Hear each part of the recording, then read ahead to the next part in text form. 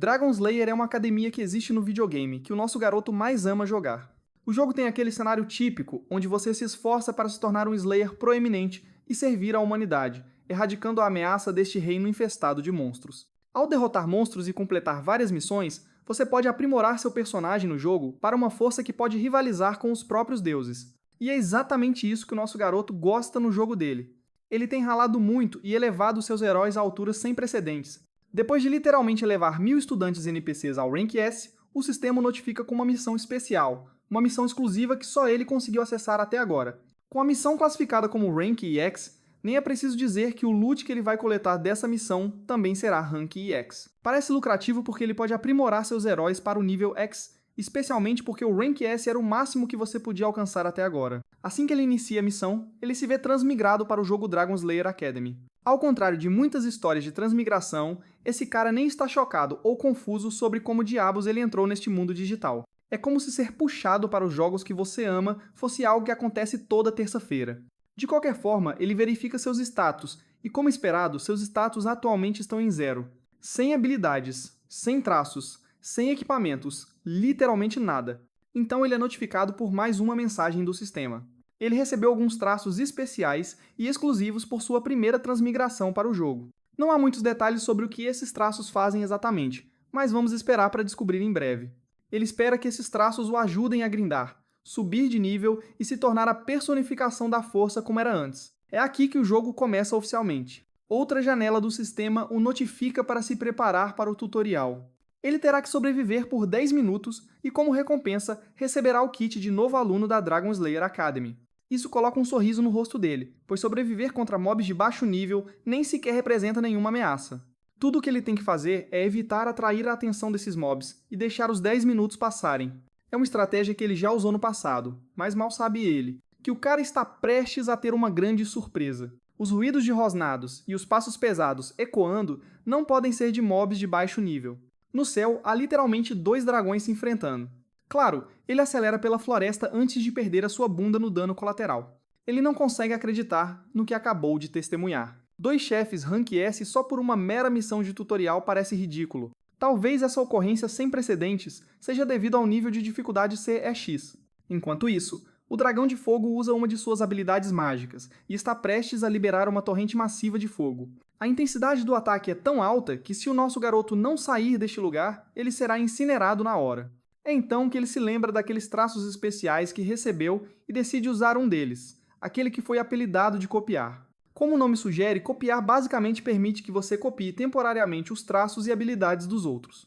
Mas para copiar uma habilidade com sucesso, você precisa dar uma olhada mais de perto nessa habilidade em particular. O segundo requisito para copiar uma habilidade é que você primeiro tem que identificar o nome e o rank do alvo. Mas sendo o ex-campeão deste jogo, cumprir o segundo requisito não é tão difícil para ele. E sem mais delongas, ele copia o traço do alvo, conhecido como resistência elemental. Com a ajuda dessa habilidade de resistência elemental, ele evita ser queimado. Seria ótimo se ele pudesse pegar uma habilidade também, mas ele atualmente não pode usar nenhuma devido à falta de mana circulando em seu corpo. De repente ele percebe o vento soprando para trás, tudo cortesia desse dragão de fogo que está prestes a exalar uma torrente massiva de fogo. O outro dragão, com traços de eletricidade, também está se preparando para um ataque de sopro massivo. Sentindo perigo, o nosso garoto começa a correr na direção oposta antes que ele se vá para sempre. Ataques de sopro são os movimentos de assinatura dos dragões. Mesmo com sua resistência elemental, o risco de ser cozido vivo ainda paira se ele for pego na confusão. Enquanto ele está fugindo, ambos os dragões liberam sua força, causando uma explosão massiva. Naquele momento, a contagem regressiva de 10 minutos se esgotou, resultando na conclusão da missão antes que ele fosse cozido vivo. Como recompensa, ele recebeu o uniforme da Dragon Slayer Academy, um ID de estudante junto com uma passagem de trem. Para o tutorial 2, ele tem que embarcar no trem para se encontrar na Dragon Slayer Academy. A cena corta prontamente para o trem pronto, para partir para a Dragon Slayer Academy. Com a grande afluência de estudantes, o comboio está lotado, sem lugares vagos. Então, um dos estudantes, com uma katana, pede a um passageiro para lhe arranjar espaço na cabine. Mas a única resposta que o tipo da katana recebe é o silêncio absoluto de uma rapariga que está a dormir profundamente, despreocupada com o mundo. Nesse preciso momento, nosso rapaz também entra no comboio, na esperança de arranjar um lugar vago para si. O tipo da katana aponta timidamente como esta rapariga dormir ali, não parece estar com vontade de responder. Nesse instante, a rapariga em questão acorda do seu sono. O nosso rapaz insiste que ela partilhe o seu espaço livre, e a rapariga parece mais do que disposta a atender ao seu pedido. Enquanto se instala, ele apresenta-se como Kim Ho antes de agradecer a gentileza dela. A rapariga retribui a saudação e apresenta-se como Seo Ye-in. E quanto ao tipo com a katana, ele está a sentir-se completamente devastado ao ver a injustiça deste mundo. Ele não teve permissão, mas o nosso rapaz teve. Mesmo sem ninguém perguntar, ele apresentou-se como Go Hyun-woo. E mais uma vez, a única coisa que ele recebe em resposta de Seo Ye-in é silêncio absoluto. De qualquer forma, ele também se serve e ocupa o seu lugar, grato pela oportunidade. Kim-ho questiona Go Hyun-woo sobre o motivo de ele se ter atrasado para apanhar o comboio. O tipo da katana revela como testemunhou 2 dragões no caminho, uma visão tão magnífica que quase o fez esquecer a sua principal agenda do dia. Bem, o meu amigo também se lembra de ter visto esses 2 monstros, mas a experiência dele não foi tão agradável, algo que ele preferia evitar recordar. O comboio finalmente começa a mover-se. Sobre esta academia de matadores de dragões, é o lugar onde o nosso rapaz voltava sempre que criava um novo herói. Então ele basicamente sabe tudo sobre aquele lugar, como a palma da sua mão. Esta é parte da razão pela qual ele não está realmente entusiasmado para visitar aquela academia, já que não há nada de novo para explorar. Ou pelo menos, era o que ele pensava até entrar no comboio.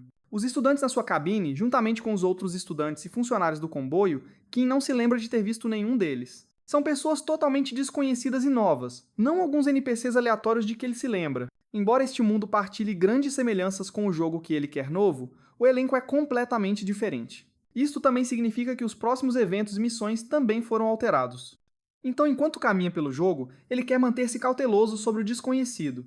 Neste momento, a coisa que o está a irritar profundamente são os olhares vazios que está a receber da rapariga ao lado dele. Sobre Seo Ye-in, ela possui estes olhos especiais que podem transformar qualquer coisa em estatísticas e dados compreensíveis que ela pode usar. Por exemplo, ela consegue ver através de todas as estatísticas ou qualquer coisa que ela precise de saber sobre este tipo da katana sentado à frente dela. Ela consegue ver que este tipo é apenas um Zé Ninguém comum com traços medíocres. Mas quanto ao nosso rapaz, as suas estatísticas são incompreensíveis. Por mais que ela olhe para ele, ela não consegue descobrir nada sobre a sua força, fazendo-o destacar-se. Esta é exatamente a razão pela qual ela tem estado a olhar para ele com uma expressão confusa no rosto. Ela lembra-se de como seu gerente lhe disse para ser toda simpática e agradável com qualquer pessoa em que ela esteja interessada. Dessa forma, ela consegue aproximar-se deles? Então, levando esse conselho a sério, ela puxa sua mala, que consiste em algumas coisas importantes e lanches que ela trouxe para a viagem. Numa tentativa de parecer simpática e aproximar-se, ela oferece-lhe um dos seus biscoitos. Claro, Kim está naturalmente perplexo com este gesto repentino e inesperado vindo dela, mas dizer não seria considerado rude, então ele aceita o biscoito. Para iniciar ainda mais uma conversa, ele pergunta casualmente se ela os fez, e a rapariga responde afirmativamente. Agora explica por que o sabor é bastante medíocre. Kim então volta sua atenção para Go Hyun-woo e questiona sobre a peculiar espada longa que está ao lado dele. O tipo da katana sente um grande orgulho ao revelar que esta coisa é uma relíquia sagrada, pertencente à sua seita marcial. A razão pela qual está embrulhada assim é porque ele ainda não se qualificou para quebrar o seu selo, então ele deixou-a embrulhada. Até o dia em que se tornar digno desta katana, ele usará esta espada de ferro sobressalente como substituta. Enquanto estão a ter a sua conversa, um tipo com cabelo loiro entra de rompante. O seu humor otimista e grande sorriso alteram totalmente a vibe da cabine. Ele também tropeçou aqui enquanto procurava um lugar para se sentar. Kim não gosta particularmente de tipos barulhentos, e este tipo em particular parece meio suspeito. Ele já sabe que esse cara não está aqui procurando um lugar para sentar, então quer que ele revele suas verdadeiras intenções. O cara do terno se sente um pouco desconfortável depois que suas mentiras são expostas. Ele tira um cartão de visita do paletó e se apresenta como Shin Byung-cheol. Ele vende serviços de recados para seus clientes, juntamente com uma série de outros serviços que uma pessoa comum precisaria em seu dia a dia. Ele promete encontrar qualquer coisa para você, pelo preço certo, é claro. Nosso garoto expressa seu ceticismo, mas essa gravata de cobra continua a pregar o bem sobre seus serviços. Kim já percebeu esse cara sombrio que está administrando esse negócio obscuro por baixo dos panos. Mesmo agora, esse cara está sendo perseguido pelas autoridades por promover seu negócio ilegítimo por aí. Durante todo o seu discurso, ele ficava olhando repetidamente para fora, como se estivesse em apuros e sendo perseguido por alguém. O cara nega tais acusações e tenta fugir antes que seja tarde demais. Bem, na verdade já é tarde demais. O comitê disciplinar apareceu aqui para tomar as medidas necessárias contra esse cara. O cara sabe que está ferrado. Sobre este comitê disciplinar, é um grupo formado pelos próprios alunos que lida com a lei e a ordem dentro dos muros da academia. Sim, o mesmo comitê disciplinar que detém mais poder do que o próprio governo. Esses caras não perdem tempo ostentando sua autoridade e exigindo que esse empresário entregue as coisas ilegítimas que ele não deveria estar carregando aqui. O pobre coitado tenta se defender, destacando o quão insignificante é sua ofensa. No entanto, ele está sendo tratado como algum serial killer canibal fudido na coleira.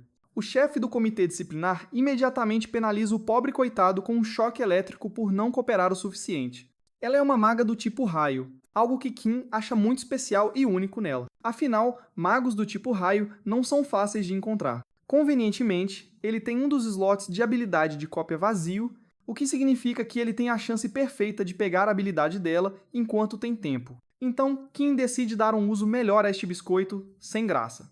Ele prontamente o joga no chão, pronto para usá-lo como alavanca contra o comitê disciplinar. Enquanto isso, a líder do comitê disciplinar já está planejando prosseguir com o próximo passo, agora que esse cara sombrio se recusou mais uma vez a cooperar. A única opção que resta para ela é subjugar-lo à força e confiscar tudo dele. Ela lança um raio em forma de beija-flor, pronta para penetrar no corpo do pobre coitado. Quando parece que esse cara vai se ferrar, meu camarada estende a mão e agarra aquele ataque de raio antes que ele possa atingir o alvo. Claro, isso deixa a moça da disciplina em absoluto espanto. Meu camarada, enquanto isso, aparece fora da cabine reclamando como a comoção causada pelo comitê disciplinar o fez derrubar seu adorável biscoito. A moça não tem ideia do que esse palhaço está falando. Enquanto meu camarada já teve sucesso em sua principal agenda, ele adquiriu sua habilidade mágica de atributo de raio, conhecida como beija-flor. Nosso garoto fala sobre a perda de seu amado e mais precioso companheiro que um homem poderia pedir, um biscoito. Com a vida do biscoito arruinada, ele culpa os membros irritantes do conselho estudantil por arruinarem seu dia também. Um dos membros do conselho não leva sua desculpa na esportiva e acha que é uma razão ridícula para tentar interrompê-los. O Jesus coreano aqui aparentemente quer brigar e ameaça machucar nosso garoto. Em resposta, Go Hyun-woo também pega sua espada, afirmando que se eles vão fazer isso da maneira mais difícil, então ele não hesitará em tratar. Luz de acordo. Com ambas as partes em um impasse, temos uma cena básica deles se encarando, você sabe, para ver quem vai fazer o primeiro movimento. Decidindo resolver as coisas diplomaticamente, a líder do conselho impede seu subordinado impulsivo e oferece um cupom de sobremesa grátis pela inestimável perda de Kim-ho. Nosso garoto fica rapidamente satisfeito com essa troca, deixando Shin Bayong-cheol sozinho de novo. A verdade é que ele nunca quis salvar a pele do cara. Ele só queria copiar a habilidade de raio. Agora que ele a tem, Brose conseguiu tudo o que precisava com um slot de habilidade e um slot de traço preenchidos. Momentos depois, o presidente do conselho recupera o item que Shin Bayong-cheol aparentemente roubou. Na verdade, é uma peruca maldita, roubada de um dos atendentes da estação. Dado que Shin Byung-cheol é um cão por dinheiro, ele acabou fazendo uma pegadinha por comissão. Até Kim-ho acha que essa é totalmente culpa dele. Ao sair, a garota bonita avisa nosso garoto para ter cuidado com Shin Bayong-cheol e seus esquemas se ele quiser o seu bem. Mas Kim-ho não gosta muito quando outras pessoas dizem o que ele deve fazer, e acredita que ele lidará com a situação sozinho. O Jesus coreano avisa nosso garoto e promete lembrar do rosto dele no futuro. E quanto a Go Hyun-woo, ele está ocupado investigando o comitê disciplinar e aprende com Shin Byung-cheol que esses caras são os melhores de todas as elites. A atual presidente deles, aquela que lançou o feitiço do beija-flor, se chama Song Kyung-hee. O nome dela é tão reconhecível, na verdade, que Go Hyun-woo percebe que ela pertence à famosa família Song, aquela que governa a Torre Topacio. Essa mulher, além de sua boa aparência e escolha de roupas impecáveis, não é alguém para se meter. O avô dela é o Lorde do Trovão Song Jeong-gyun. E deixe-me dizer uma coisa, eu nem conheço o cara, e já sinto pena do futuro namorado de Song Cheon-hai. Quanto ao histórico dos idiotas que a estavam seguindo, eles também não são exatamente aleatórios. Entre eles está Jo Bayok, um estudante notável do Rei do Punho. Depois a Han So-mi, uma excelente aluna da própria Imperatriz da Espada. Finalmente a Nagai Yeon, e mesmo que eu esteja zombando do cara, ele é, na verdade, o único herdeiro do pavilhão do Lótus Dourado. Depois de fazer uma introdução aos membros do comitê, Shin Byung-cheol acha que é hora de ele ir embora. Com ele fora, Go Hyun-woo curiosamente se vira para nosso garoto, abordando toda a provação do sacrifício do biscoito que ele realizou. Parece estranho para ele que Kim-ho se arriscaria em uma luta por um único biscoito. Revelando a verdade, Kim-ho afirma que ele realmente veio para verificar a magia épica de raio usada por Song Cheon-hai. Essa explicação surpreende Go Hyun-woo porque ele viu nosso garoto entrando para bloquear o feitiço do beija-flor, o que leva Kim-ho a questionar o conhecimento dele sobre o feitiço. Pensando por um minuto, Go Hyun-woo reflete que ele nunca tinha visto um uso do feitiço antes, e mesmo tendo visto uma demonstração visual dele, ele nem conseguiu ver o beija-flor de raio liberado. É como se o ataque nunca tivesse a intenção de danificar sua vítima em primeiro lugar, mas sim atordoar, lá no lugar. Kinho ouve a explicação dele e concorda com metade do que ele disse. Ele continua a se aprofundar sobre por que é chamado de feitiço do beija-flor em primeiro lugar, já que é inspirado no padrão de voo único do pássaro. Veja bem, em uma demonstração típica do feitiço, seu desempenho depende da habilidade do mago. O fato de ela ter usado o beija-flor é uma prova das habilidades de Song Chi-hai. Agora, se nosso garoto estivesse enfrentando um mago profissional, ele não teria conseguido pegar o beija-flor, já que o conjurador seria facilmente capaz de manipular o padrão de voo. Mas estranhamente, em vez de alterar seu padrão, ele acabou sendo pego em sua mão. Isso só significa uma coisa: Song Chi-hai precisa melhorar quando se trata de seu controle de sua habilidade. Neste ponto, Go Hyun-woo está genuinamente impressionado com a explicação detalhada e o fascínio de nosso garoto por um feitiço. A propósito, há uma outra observação que Kinho fez quando o feitiço foi disparado. Ele avalia que Song Chi-hai é talentosa por ser capaz de usar uma habilidade de nível E com apenas um atributo de força de nível D, implicando ainda que ela tem acesso a um traço forte e até levanta a possibilidade de que ela possa estar carregada de mana interna. De qualquer forma, Kinho acha que ela facilmente fará jus à sua reputação como neta do Lorde do Trovão. Voltando o foco para Go Hyun-woo, ele rapidamente se tornou fã e amigo do nosso garoto nesse curto tempo de interação. Kinho acha que esse cara está exagerando um pouco, mas Go Hyun-woo está bem sério sobre isso, e até se oferece para ajudá-lo sempre que o cara precisar. Agradecendo o gesto, Kinho decide imediatamente aproveitar a oportunidade e encarrega-o de ir com ele. Ao mesmo tempo, ele pede educadamente um favor repentino para pegar emprestado uma moeda de prata. Na próxima cena, chegamos ao local escolhido por Kinho. Tristemente, a máquina está fora de serviço. E sim, é uma máquina de jogos de azar, porque este lugar já foi um cassino. A máquina parece desgastada e quebrada aos olhos de Go Hyun-woo. E ainda assim, Kinho está disposto a apostar todas as suas economias nela. Em outras palavras, a única moeda que ele obteve de Go Hyun-woo. No momento em que ele insere a moeda, inicialmente nada acontece, fazendo-o se perguntarem se está realmente quebrada. Mas de repente a máquina liga e desbloqueia um evento secreto chamado Máquina Caça-Níqueis Quebrada.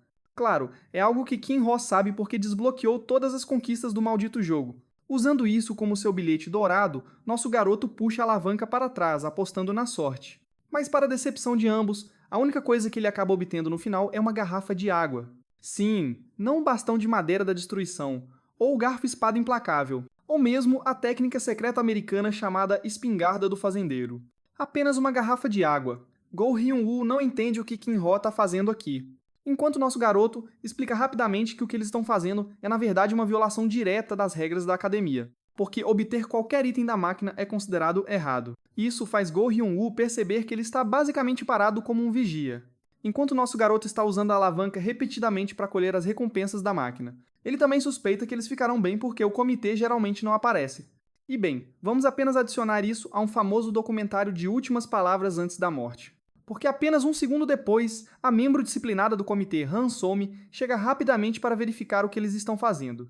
Han So-mi lembra-os das consequências de usar a máquina, o que resultará em deméritos. Claramente a situação virou de cabeça para baixo, fazendo com que nosso garoto instrua Go Hyun-woo a manter, lá ocupada por um tempo. A garota fofa também lembra o cúmplice de Kinho que ele também será punido por ajudar um aluno a violar as regras. Mas para sua decepção, Go Hyun-woo realmente não se importa em enfrentar as consequências. Na verdade, ele desembainha sua lâmina, intrigado para testar suas habilidades contra a aluna da Imperatriz da Espada. Han So-mi também decide se preparar para a batalha e descobre o nome dele. Sem perder tempo com mais apresentações, Han So-mi atira-se na batalha com um poderoso ataque inicial. Seu ataque pesado é bloqueado por Go Hyun-woo, que então inicia um contra-ataque.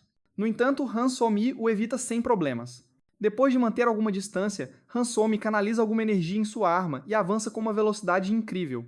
Indo para o ar, ela usa todo o seu peso corporal para um golpe descendente. A força de seu ataque é tão pesada que Go Hyun-woo usa ambas as mãos para bloqueá-lo. Kinho também está assistindo a luta se desenrolar, percebendo que Go Hyun-woo está gravemente carente quando se trata de energia interna, prejudicando o seu desempenho na luta. Ao mesmo tempo, nosso garoto não quer que as coisas terminem muito rápido porque ele está aqui para o show completo. Gesticulando com a mão em direção ao espadachim, Kinho fornece um feitiço de amplificação, aumentando o núcleo mágico do espadachim do grau, e para o grau C. No entanto, este buff tem um limite de tempo de 1 minuto e um período de recarga de 1 hora também. Este minuto singular é o fator decisivo para Go Hyun-woo, que ainda está lutando para acompanhar a impressionante Han So-mi. A batalha continua, enquanto o cronômetro chega a 14 segundos. fazendo Kinho refletir que as máquinas caça-níqueis são geralmente evitadas por causa de sua natureza inerente de jogo. No entanto, existe um conhecimento que nenhum dos jogadores possui. Seu segredo é, na verdade, o acionador garantido do jackpot. Pense nisso como um sistema de piedade, como em um jogo gacha comum. Inicialmente, os jogadores começam o jogo com 5 moedas. E agora é o quinto e último giro de Kinho. Desta vez, porém, ele está super confiante em usar a moeda de prata extra que pegou emprestada de Go Hyun-woo. Acontece que, logo após o quinto giro terminar, o sexto giro confirma um jackpot garantido. Não é nem uma chance justa, mas sim uma chance 100% garantida de acertar a melhor recompensa. A máquina caça-níqueis finalmente revela o melhor que tem a oferecer, que neste caso é o cristal de gelo negro de rank C. O cristal vem com um perigo potencial de causar a própria morte do jogador se usado incorretamente.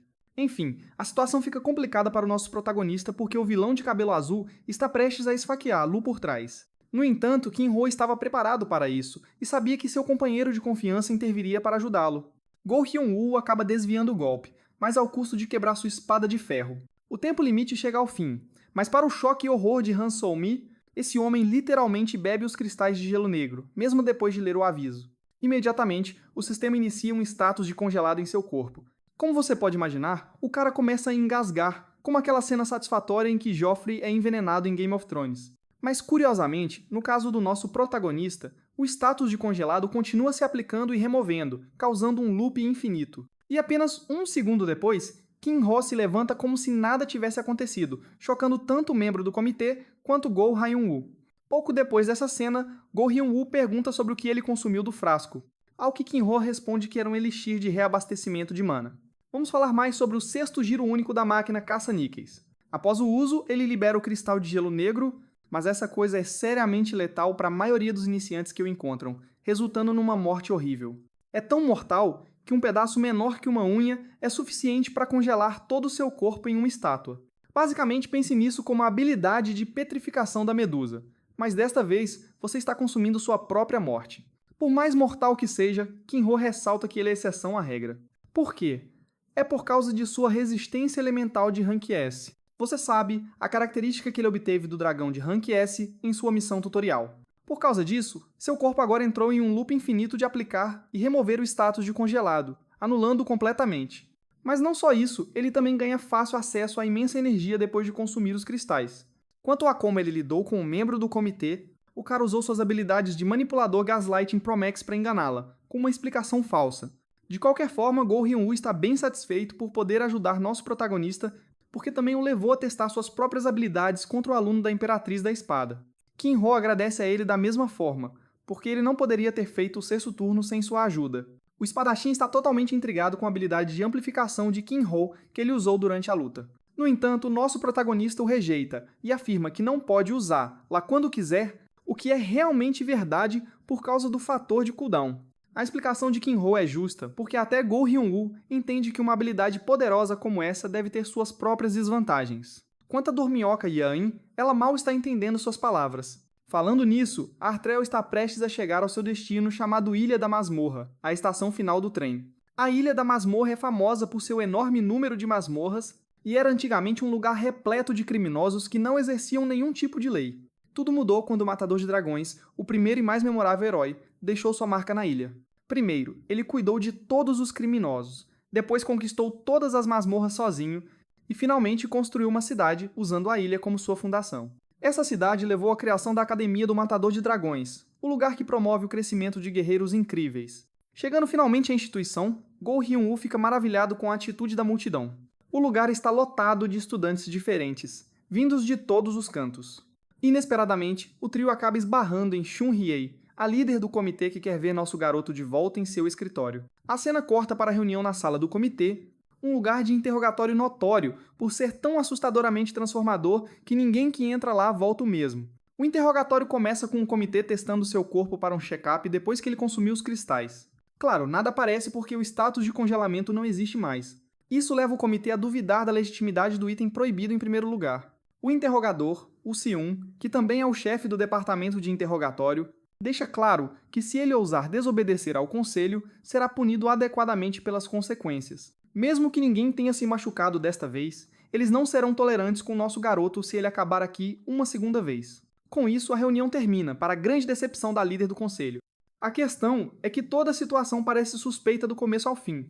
Eles não entendem a intenção do nosso garoto de sequer usar a máquina se ele não estava querendo obter o item proibido.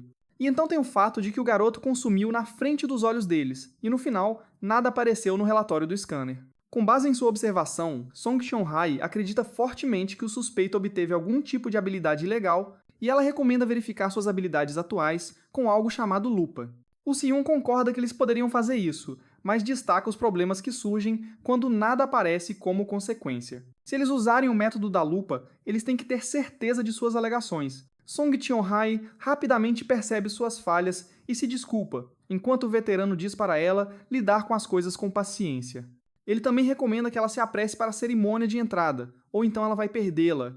Na próxima cena, temos nosso garoto retornando ao seu grupo entre os outros calouros. Ele acaba de completar o tutorial número 3 ao comparecer à cerimônia a tempo, recompensando-o com algumas moedas de prata e um ticket de seleção de armas. Mesmo que seja classificado como Rank E, é melhor do que não ter nada. Com isso, ele também garantiu um bom retorno sobre as moedas que perdeu. Enfim, a cerimônia de entrada começa rapidamente, mas não causa exatamente a melhor impressão de todas.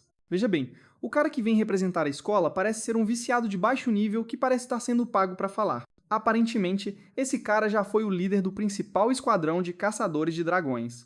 Por causa da tradição, o diretor da academia é sempre selecionado entre os heróis aposentados que serviram na linha de frente. Em seu auge, esse mesmo cara segurava uma espada chique e estava no topo entre outros heróis. Então, além de sua aparência, o cara é bem casca-grossa. Hilariamente, ele é infame por ter sido rejeitado por uma certa santa, e alguns suspeitam que isso aconteceu recentemente também. Acho que finalmente entendi por que o mano está desse jeito. Ele está batalhando a todo-poderosa zona de amizade. Enfim, o diretor começa dando as boas-vindas aos novos alunos da academia. Ele fala sobre a fundação da academia, que, como o próprio nome sugere, é criar heróis para derrotar dragões e ajudar a nutri-los para se tornarem verdadeiros caçadores de dragões. O primeiro herói de seu tempo enfatizou a palavra matança, porque ele queria que cada um dos alunos entendesse a importância de se tornar um. Kim Ho entende que isso deveria ser um anúncio de boas-vindas, mas caramba! A sessão de lenga-lenga é tão longa e incômoda que metade dos alunos estão caindo no sono. Eu vou adiantar e fazer um favor a vocês pulando o diálogo interminável do anúncio. Chegamos à parte em que esse homem finalmente chega ao fim de seu anúncio. Oh, anúncio conclui. E a única pessoa animada como um cachorrinho é ninguém menos que Go Hyun-woo, que acha que é uma experiência significativa, enquanto qualquer pessoa normal como nosso garoto não aguentou nem um pouco. O espadachim aparentemente se acostumou com longas sessões de lenga-lenga por causa dos discursos de seu antigo mestre. Enfim, a cerimônia chega ao seu segundo estágio, enquanto os alunos são lembrados da lista atualizada de itens proibidos para o ano. Se forem encontrados possuindo tais itens, enfrentarão as consequências de acordo. Fora isso, os novos alunos vão ser testados no andar térreo de uma masmorra, para prevenir quaisquer riscos no futuro. O instrutor quatroy dá importância a manter um ambiente seguro para todos e lembra-os de seguir as regras. Com isso, a cerimônia chega ao fim. Os alunos estão incrédulos. O eterno anúncio da morte finalmente terminou. Logo de cara, Shin Byung-chul encontra o nosso trio e oferece-se para comer com eles. Além disso, parece que o tipo arranjou uma nova tatuagem porque provavelmente irritou a criatura fofa ali atrás. Enfim, Shin Byung-chul diz para comerem bem porque, a partir de amanhã, as suas vidas vão mudar com a primeira aula. Naquela mesma noite, Go Hyun-woo e Kim Ho descobrem agradavelmente que vão ser vizinhos de dormitório a partir de agora. O nosso rapaz entra rapidamente para ficar confortável, mas ainda não se pode permitir o prazer do sono. Em vez disso, senta-se na sua cama numa postura meditativa, concentrando todos os seus esforços para acumular mana e construir um núcleo. Está na hora de falarmos sobre o conceito de um motor de poder. Para usar qualquer habilidade que requeira mana, é preciso usar um núcleo. Na realidade, o nosso rapaz nunca criou um antes, mas como jogou este jogo mais vezes do que consegue contar, ele conhece o aspecto teórico da coisa. Além disso, ele já imbuiu um cristal de gelo negro com a sua mana, por isso também é muito bom para ele. A perspectiva muda para Go Hyun-woo, que também parece estar numa posição meditativa, analisando a sua luta contra a incrível Han Somi. Ela tem sido a sua verdadeira oponente durante muito tempo, e embora ambos estivessem a conter grande parte da sua força durante o duelo, o resultado teria sido muito mais difícil de concluir numa luta real. Na realidade, quando Kim Ho apareceu e fortaleceu o núcleo do espadachim, ele permitiu que este tipo sobrevivesse muito mais tempo do que devia. Por outras palavras, Go Hyun-woo pensa no nosso rapaz como um mestre. É a impressão que permanece constante em todas as suas interações com Kim-Ho. Não só este tipo mantém uma postura calma, como também tem uma cabeça esperta para ver através de qualquer situação. É por isso que Go Hyun-woo está numa encruzilhada e se pergunta se pode realmente confiar nele e pedir a sua ajuda. No entanto, ele rapidamente chega à conclusão de que não é certo transformar a relação com o seu primeiro amigo numa relação transacional. Em vez disso, ele prioriza ajudar-se a si mesmo com as suas próprias habilidades, e isso leva-nos ao dia seguinte na sala de aula temporária. Os alunos estão todos reunidos aqui a conversar sobre tudo e mais alguma coisa, e a sonolenta Yain finalmente chegou também, apesar de os seus colegas de grupo pensarem que ela ia chegar bastante atrasada. Surpreendentemente, a sala de aula não tem nenhum professor por perto. A aula já começou, mas ainda não há ninguém para assumir o controle, o que leva à impressão de que o professor não é uma pessoa pontual. Finalmente, alguém se chega à frente e entra na aula, fazendo com que os alunos se sintam entusiasmados no início, mas horrorizados no momento seguinte. Sim, bem, vocês também entenderiam quando vissem a cara deste tipo. Com o ar de um assassino em série que acabou de escapar da prisão, o professor anuncia-se como seu professor titular, Lee So-dok. Logo de cara, ele aborda um dos seus alunos para informar todos do seu nome famoso. A garota aterrorizada revela rapidamente que ele é conhecido como o caçador de vilões. Ela erra e tenta de novo, chamando-o de açougueiro humano, que é outro dos seus apelidos. Enquanto isso, o nosso protagonista está refletindo sobre a sua compreensão da situação. Vamos afastar a câmera e focar no mundo da academia em si. Este lugar é a única fortaleza onde inúmeros heróis de Rank S são forjados com capacidades que quebram limites. Claro, alguns deles acabam sendo pessoas terríveis e se tornam vilões para realizar seus próprios objetivos. So-dok, o professor deles, é na verdade um caçador que rastreia essas pessoas e as espanca até não aguentarem mais. Em outras palavras, esse homem é a definição de aura, porque ele está por aí espancando Rank S perigosos por esporte. Na verdade, ele recebeu esse nome porque é notório por matar mais vilões do que capturá-los. So-dok deixa claro que não queria se tornar professor e só se candidatou por insistência do diretor. Ele é alguém com quem ninguém quer se meter, e é conhecido por sua execução perfeita. E com essa tarefa de ensinar, ele pretende fazer o mesmo com seus alunos. O cara é tão obcecado por perfeição que ameaça matar os alunos se eles falharem nos exames. Assim, que motivação melhor do que literalmente ter sua vida em risco?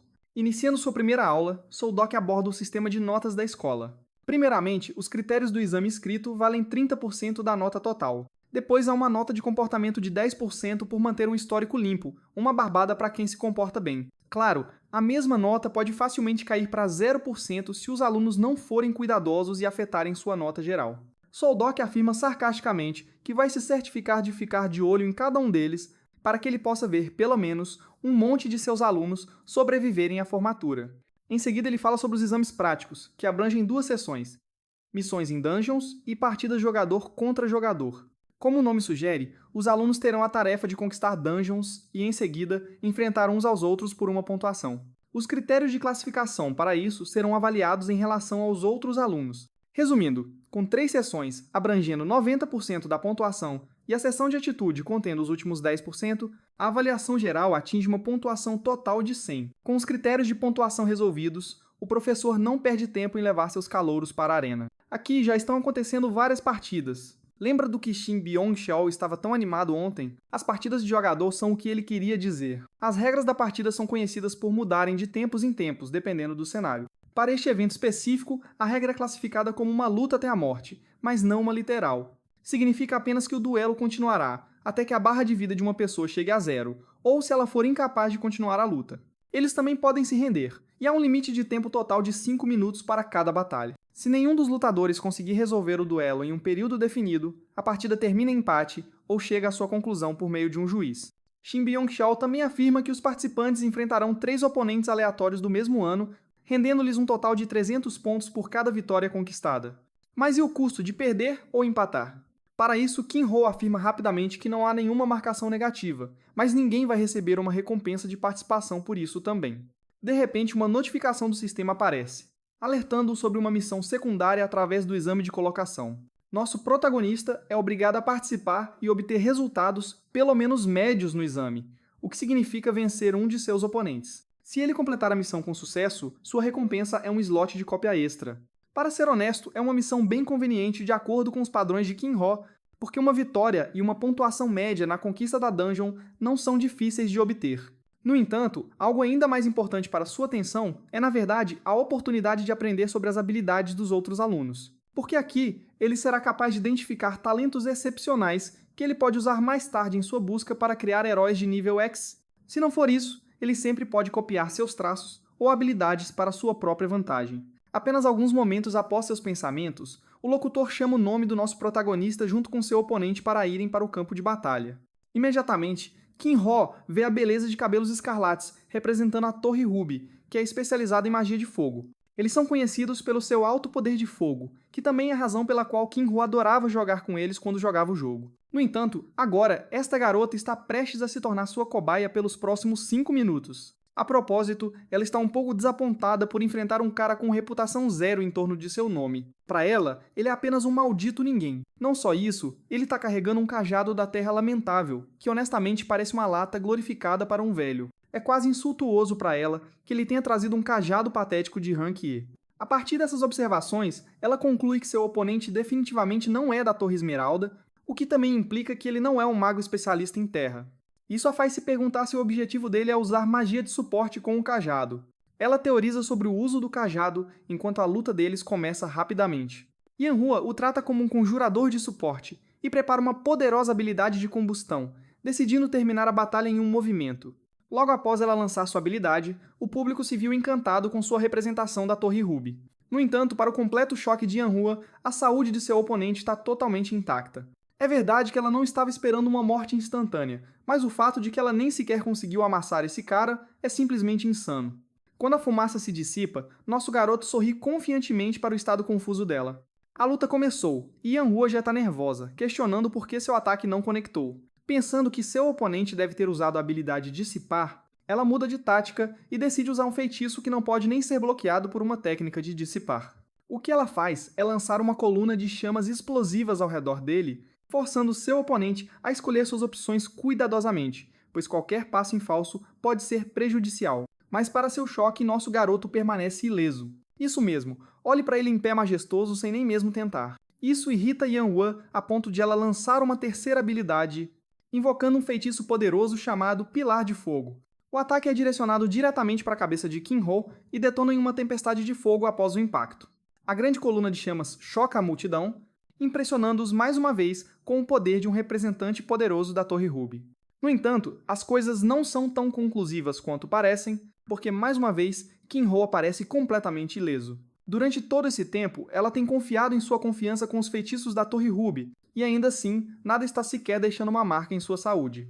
Em resposta, nosso garoto finalmente faz seu movimento, usando a mesma técnica do beija-flor que ele aprendeu com Chun-Li. Claramente, Yanhua não estava esperando um feitiço de raio sendo usado por um tipo de suporte. Ela consegue evadir o pássaro inicialmente, mas Kinho habilmente muda sua trajetória para atingi-la por trás. Sim, ele acabou de dar a ela um tiro nas costas carregado por um raio. De joelhos, Yanhua sucumbe ao efeito de paralisia do feitiço do beija-flor.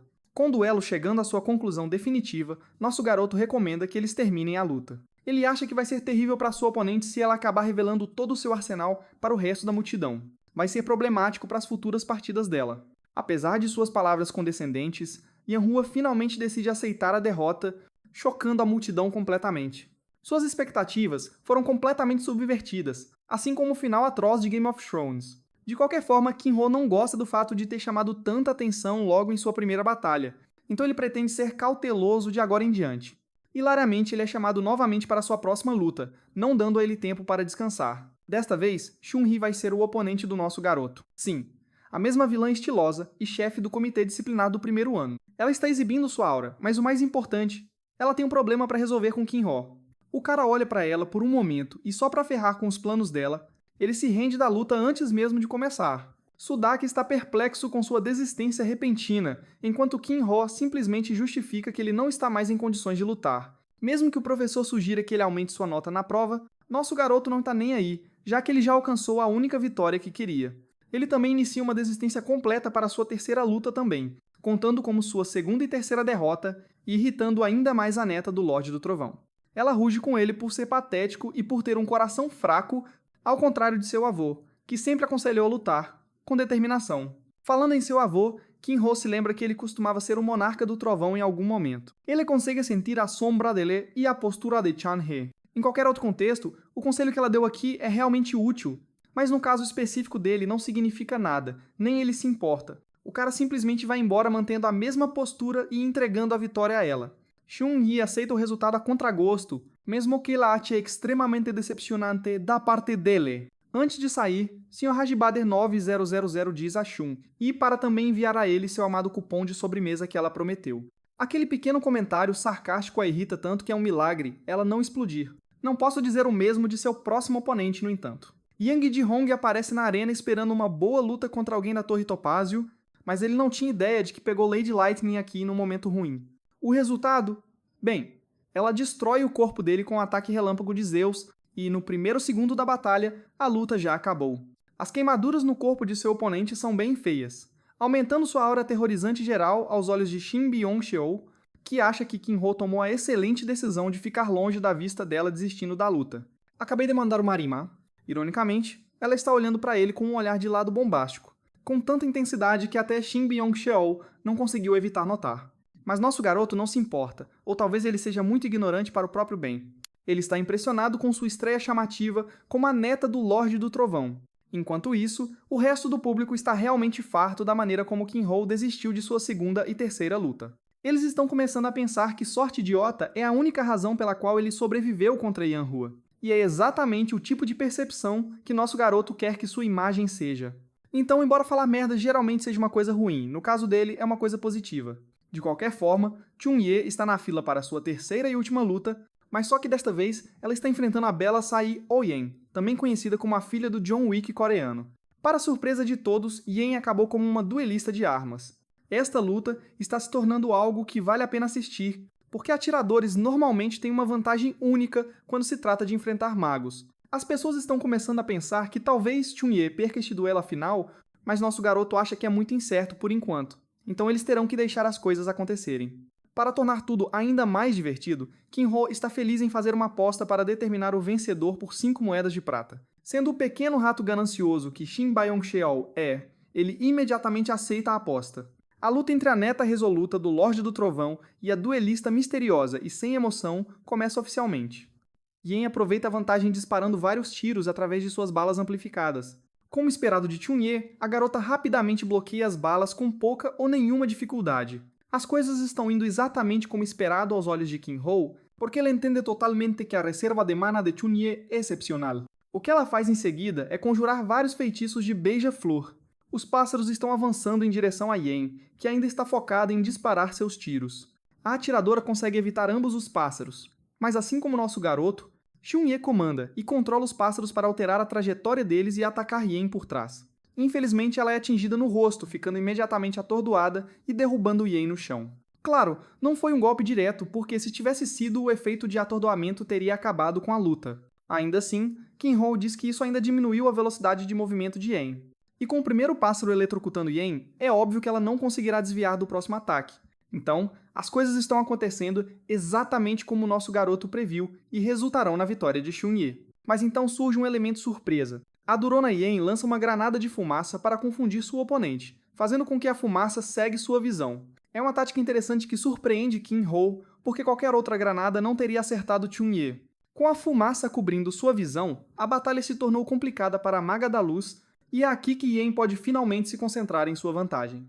A atiradora mira e acerta um tiro certeiro nas costas de Chun-Hai, um golpe direto. À primeira vista, parece que o ataque realmente a atingiu, mas felizmente Chun-Li lançou uma barreira defensiva no último momento, e ainda se viu desprevenida. Ela percebe que está em grave perigo nesta situação, enquanto a atiradora rapidamente se posiciona para dar outro tiro. Curiosamente, Shin Byung-cheol aponta que Yen deve ser algum tipo de filha rica de um milionário, porque ela está realmente usando uma capa de invisibilidade como parte de seu equipamento.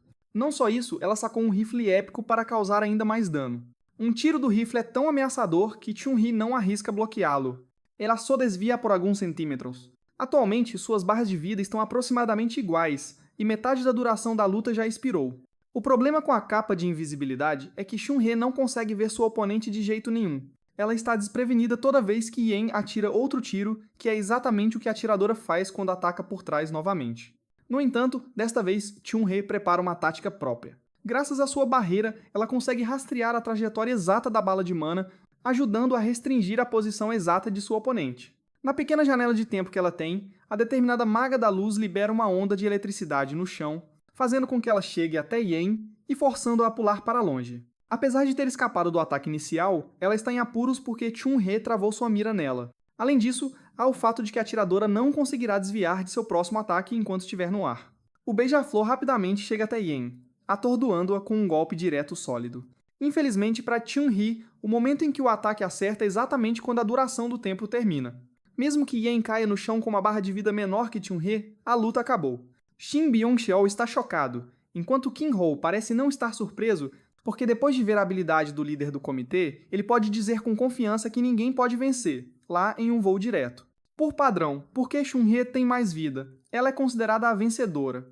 Ao mesmo tempo, ele acha as habilidades de Yen bastante impressionantes por ter durado tanto tempo. Quanto à aposta, o pobre Shin Byung-cheol acaba perdendo e entrega as moedas, mas ele quer fazer outra imediatamente para recuperar o dinheiro. Nosso garoto percebe que esse cara é viciado em jogos de azar, então ele recusa a oferta. De volta à arena, o majestoso espadachim Go Hyun-woo chegou para enfrentar seu oponente, o discípulo do Rei do Punho, Joe Byok. Como esta luta parece interessante, Kin-ho concorda com a aposta e conclui que o Rei do Punho provavelmente vencerá. Shin Byung-cheol acha que nosso garoto é cruel demais com seus próprios amigos para dizer algo assim, mas Kin-ho está apenas afirmando os fatos. Claro, o viciado em jogos de azar não entende seu ponto, mas Kin-ho expressa que ele descobrirá em breve. Vamos para a perspectiva de Go Hyun-woo, que entende que seu amigo está assistindo. Desta vez, ele pretende mostrar suas melhores habilidades, mesmo que seja difícil para ele. Ele desembainha a espada de ferro, enquanto seu oponente, Byok, se pergunta por que ele se recusa a usar a lâmina em suas costas. Infelizmente, Go Hyun-woo expressa que ele é inadequado para isso por enquanto, mas o discípulo do Rei do Punho realmente não se importa. Afinal, ele planeja dar o Sutamito nesta luta. Com ambos os lutadores preparando suas posições de batalha, a luta começa. O ataque é de Byok, que manobra contra o primeiro golpe do espadachim e rapidamente se posiciona para um soco flamejante. Até Go Hyun-woo pode testemunhar que os movimentos desse cara são de primeira linha. A propósito, aquele soco agora foi tão forte que Go Hyun-woo pôde sentir todo o peso dele mesmo depois de bloquear. Na verdade, todo o seu corpo é lançado para longe apenas com impacto. Go Hyun-woo entende completamente a situação crítica em que se encontra. Ataques normais simplesmente não ajudarão a durar nessa luta. Quanto ao seu oponente, Byok se lança como um maldito torpedo para outro ataque. Enquanto o espadachim se prepara para terminar esta luta com um único movimento. Liberando sua técnica de espada de fluxo claro, ele enfrenta os socos aprimorados de Byok. Infelizmente, a realidade é decepcionante para Go Hyun-woo, pois sua lâmina se estilhaça durante o confronto. Com sua arma fora de ação, o espadachim, quer dizer, o homem sem espada rapidamente aceita a derrota. A propósito, ele conseguiu deixar um pequeno corte no ombro de Byok, que aguarda ansiosamente o próximo encontro. A luta termina exatamente como Kin-ho previu, porque a espada de ferro é uma arma realmente fraca para alguém com as habilidades de Go Hyun-woo. Essa é a primeira coisa que veio à mente do nosso garoto quando ele viu o cara lutando no trem. É como se Go Hyun-woo tivesse algum tipo de obsessão em quebrar suas espadas de ferro em todas as lutas em que está. Shin Byung-cheol, por outro lado, está sofrendo com mais um revés. O pobre coitado é eliminado pelo nosso garoto, que espera seu pagamento em dia. Como Shin Byung-cheol está com poucas moedas de prata, Kin-ho oferece a ele a chance de pagar de outra forma. Nosso garoto insiste que ele pague, oferecendo-lhe uma boa quantidade de informações. Mais tarde naquele dia, eles almoçam juntos, porque o locutor revelou que haverá um exame de colocação de ataque após o intervalo. O trio se senta junto, enquanto nosso garoto fica impaciente com esse cabeça-oca comendo tão devagar. Shin Byung-cheol termina seu sanduíche e pergunta o que ele quer, fazendo com que nosso garoto pergunte sobre os melhores desempenhos de todas as 4 facções. Shin Byung-cheol não se importa em compartilhar tanto, acreditando que esse tipo de informação não é tão especial para começar. Vamos falar sobre as 4 principais facções e o que elas representam. Além do Conselho Estudantil, que é o grupo oficial da academia, existem 4 facções principais. A Aliança Muron, a Federação da Guilda, a Sociedade da Torre Mágica e a Ordem dos Cavaleiros. Não vou mentir, isso é como 4 universos manhwa diferentes compactados em uma única escola. Quanto ao líder de cada facção, há o majestoso neto do Santo da Espada, que comanda a Aliança Muran, Moyong-jun. Em seguida, temos a representante das Torres de Ruby, que detém o comando sobre a Sociedade da Torre Mágica, Hong Yun-ha. Sim, a mesma garota que estava indefesa em sua luta contra nosso garoto é, na verdade, um membro proeminente de sua sociedade.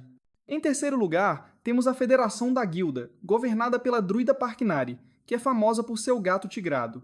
Curiosamente, há outro membro em sua guilda que aparentemente esconde sua força. Finalmente temos o filho do Mestre da Espada. Viu? Literalmente um título de Manyu ali mesmo. Eu não sabia que Jin Han Kendall reencarnou neste universo. De qualquer forma, Lee Sung-yun representa a Ordem dos Cavaleiros como a quarta e última facção. A escalação é muito impressionante de acordo com a lista que Shin Byung-cheol compartilhou. De repente, eles percebem que Go Hyun-woo não está em lugar nenhum. Shin Byung-cheol se lembra do presidente do clube e rapidamente sai correndo preocupado, deixando Kim-ho se perguntando o que está acontecendo com o cara. Com ele fora, ele é deixado sozinho com a silenciosa Yain. Veja, Kim-ho sente que a garota é extremamente isolada e se sente mal por ela de certa forma. Então ele tenta iniciar uma conversa sobre o biscoito que ela compartilhou com ele outro dia. Kim-ho compartilha que recebeu um cupom de Chunhyei, então ele está feliz em retribuir os biscoitos. O cupom manifesta um bom bolo de mirtilo, e Yain aceita alegremente participar. Enquanto come o bolo, ela pede sua opinião sobre seu duelo contra Chunhyei e por que ele acha que ela perdeu. Kim-ho responde rapidamente que balas de mana normais simplesmente não conseguem perfurar barreiras de mana, o que significa que é muito difícil para ela vencer contra um mago com uma alta reserva de mana. Ao mesmo tempo, Kim-ho acredita que se Yain aprimorar seu talento para amplificar suas balas, ela pode mudar o rumo. Claro, a atiradora não entende o apelo do treinamento de mana, e para seu choque, nosso garoto descobre que ela nunca fez treinamento de mana em toda a sua vida. Curioso, ele pergunta sobre o processo dela de conjurar balas de mana, convidando um olhar confuso no rosto dela. Ficando curioso depois de ouvir a resposta dela, Kim pergunta se ela realmente nunca treinou usando a habilidade de bala mágica, mas a garota nega categoricamente, dizendo que nunca aprendeu isso. Essa resposta o deixa completamente perplexo porque, para um atirador, a bala mágica deveria ser a primeira coisa no livro. Kim não pode deixar de se perguntar se Yen tem acertado seus tiros todo esse tempo puramente por instinto, e a ideia de que ela conseguiu se defender contra Chunhyei, sem nem mesmo conhecer o básico do treinamento de mana, faz sua cabeça girar. Percebendo o quão perdida ela está, Kim decide oferecer um pouco de ajuda, explicando que uma vez que ela pegue o jeito do controle de mana e aprenda a habilidade de bala mágica, as coisas podem realmente começar a parecer muito mais fáceis para ela. Mais tarde, já é hora do exame de colocação. Enquanto os alunos se reúnem no corredor, o professor da turma começa a explicar as regras para o exame de conquista. Parado em frente a um portal, ele diz a eles que o teste acontecerá dentro da masmorra conhecida como Floresta da Névoa. O cara nervoso, então, começa a expor as condições especiais da masmorra, começando com a primeira regra chamada pontuação alta. Basicamente, significa que o número de monstros que cada aluno derrota em 10 minutos será contado como sua pontuação, então o objetivo é derrubar o máximo de monstros possível antes que o tempo acabe. A segunda regra é algo que eles chamam de zona fixa, e para colocar em termos simples, é mais ou menos uma área com classificação bloqueada, onde cada peça de equipamento, cada característica e basicamente tudo é rebaixado para a classificação F. O professor da turma informa a todos que até mesmo seu núcleo será afetado por este bloqueio de classificação e os avisa para não terem ideias engraçadas, especialmente quando se trata de gerenciar sua mana. Depois de expor isso, ele começa a chamar os nomes um de cada vez para que os alunos possam entrar na masmorra. A sala rapidamente se enche de gemidos e reclamações enquanto a maioria deles começa a reclamar sobre o quão injustas são as regras, o que só faz o professor perceber o quão inúteis a maioria deles parece, além de alguns decentes como Hansomi e Choi Jong-pi, que podem realmente ter uma chance. Em seguida, ele chama o seguinte grupo, que inclui Kim e Yain. Enquanto eles se preparam, Kim casualmente diz a ela para tentar usar um rifle e recomenda mirar em tiros na cabeça, em qualquer um que se atreva a chegar muito perto.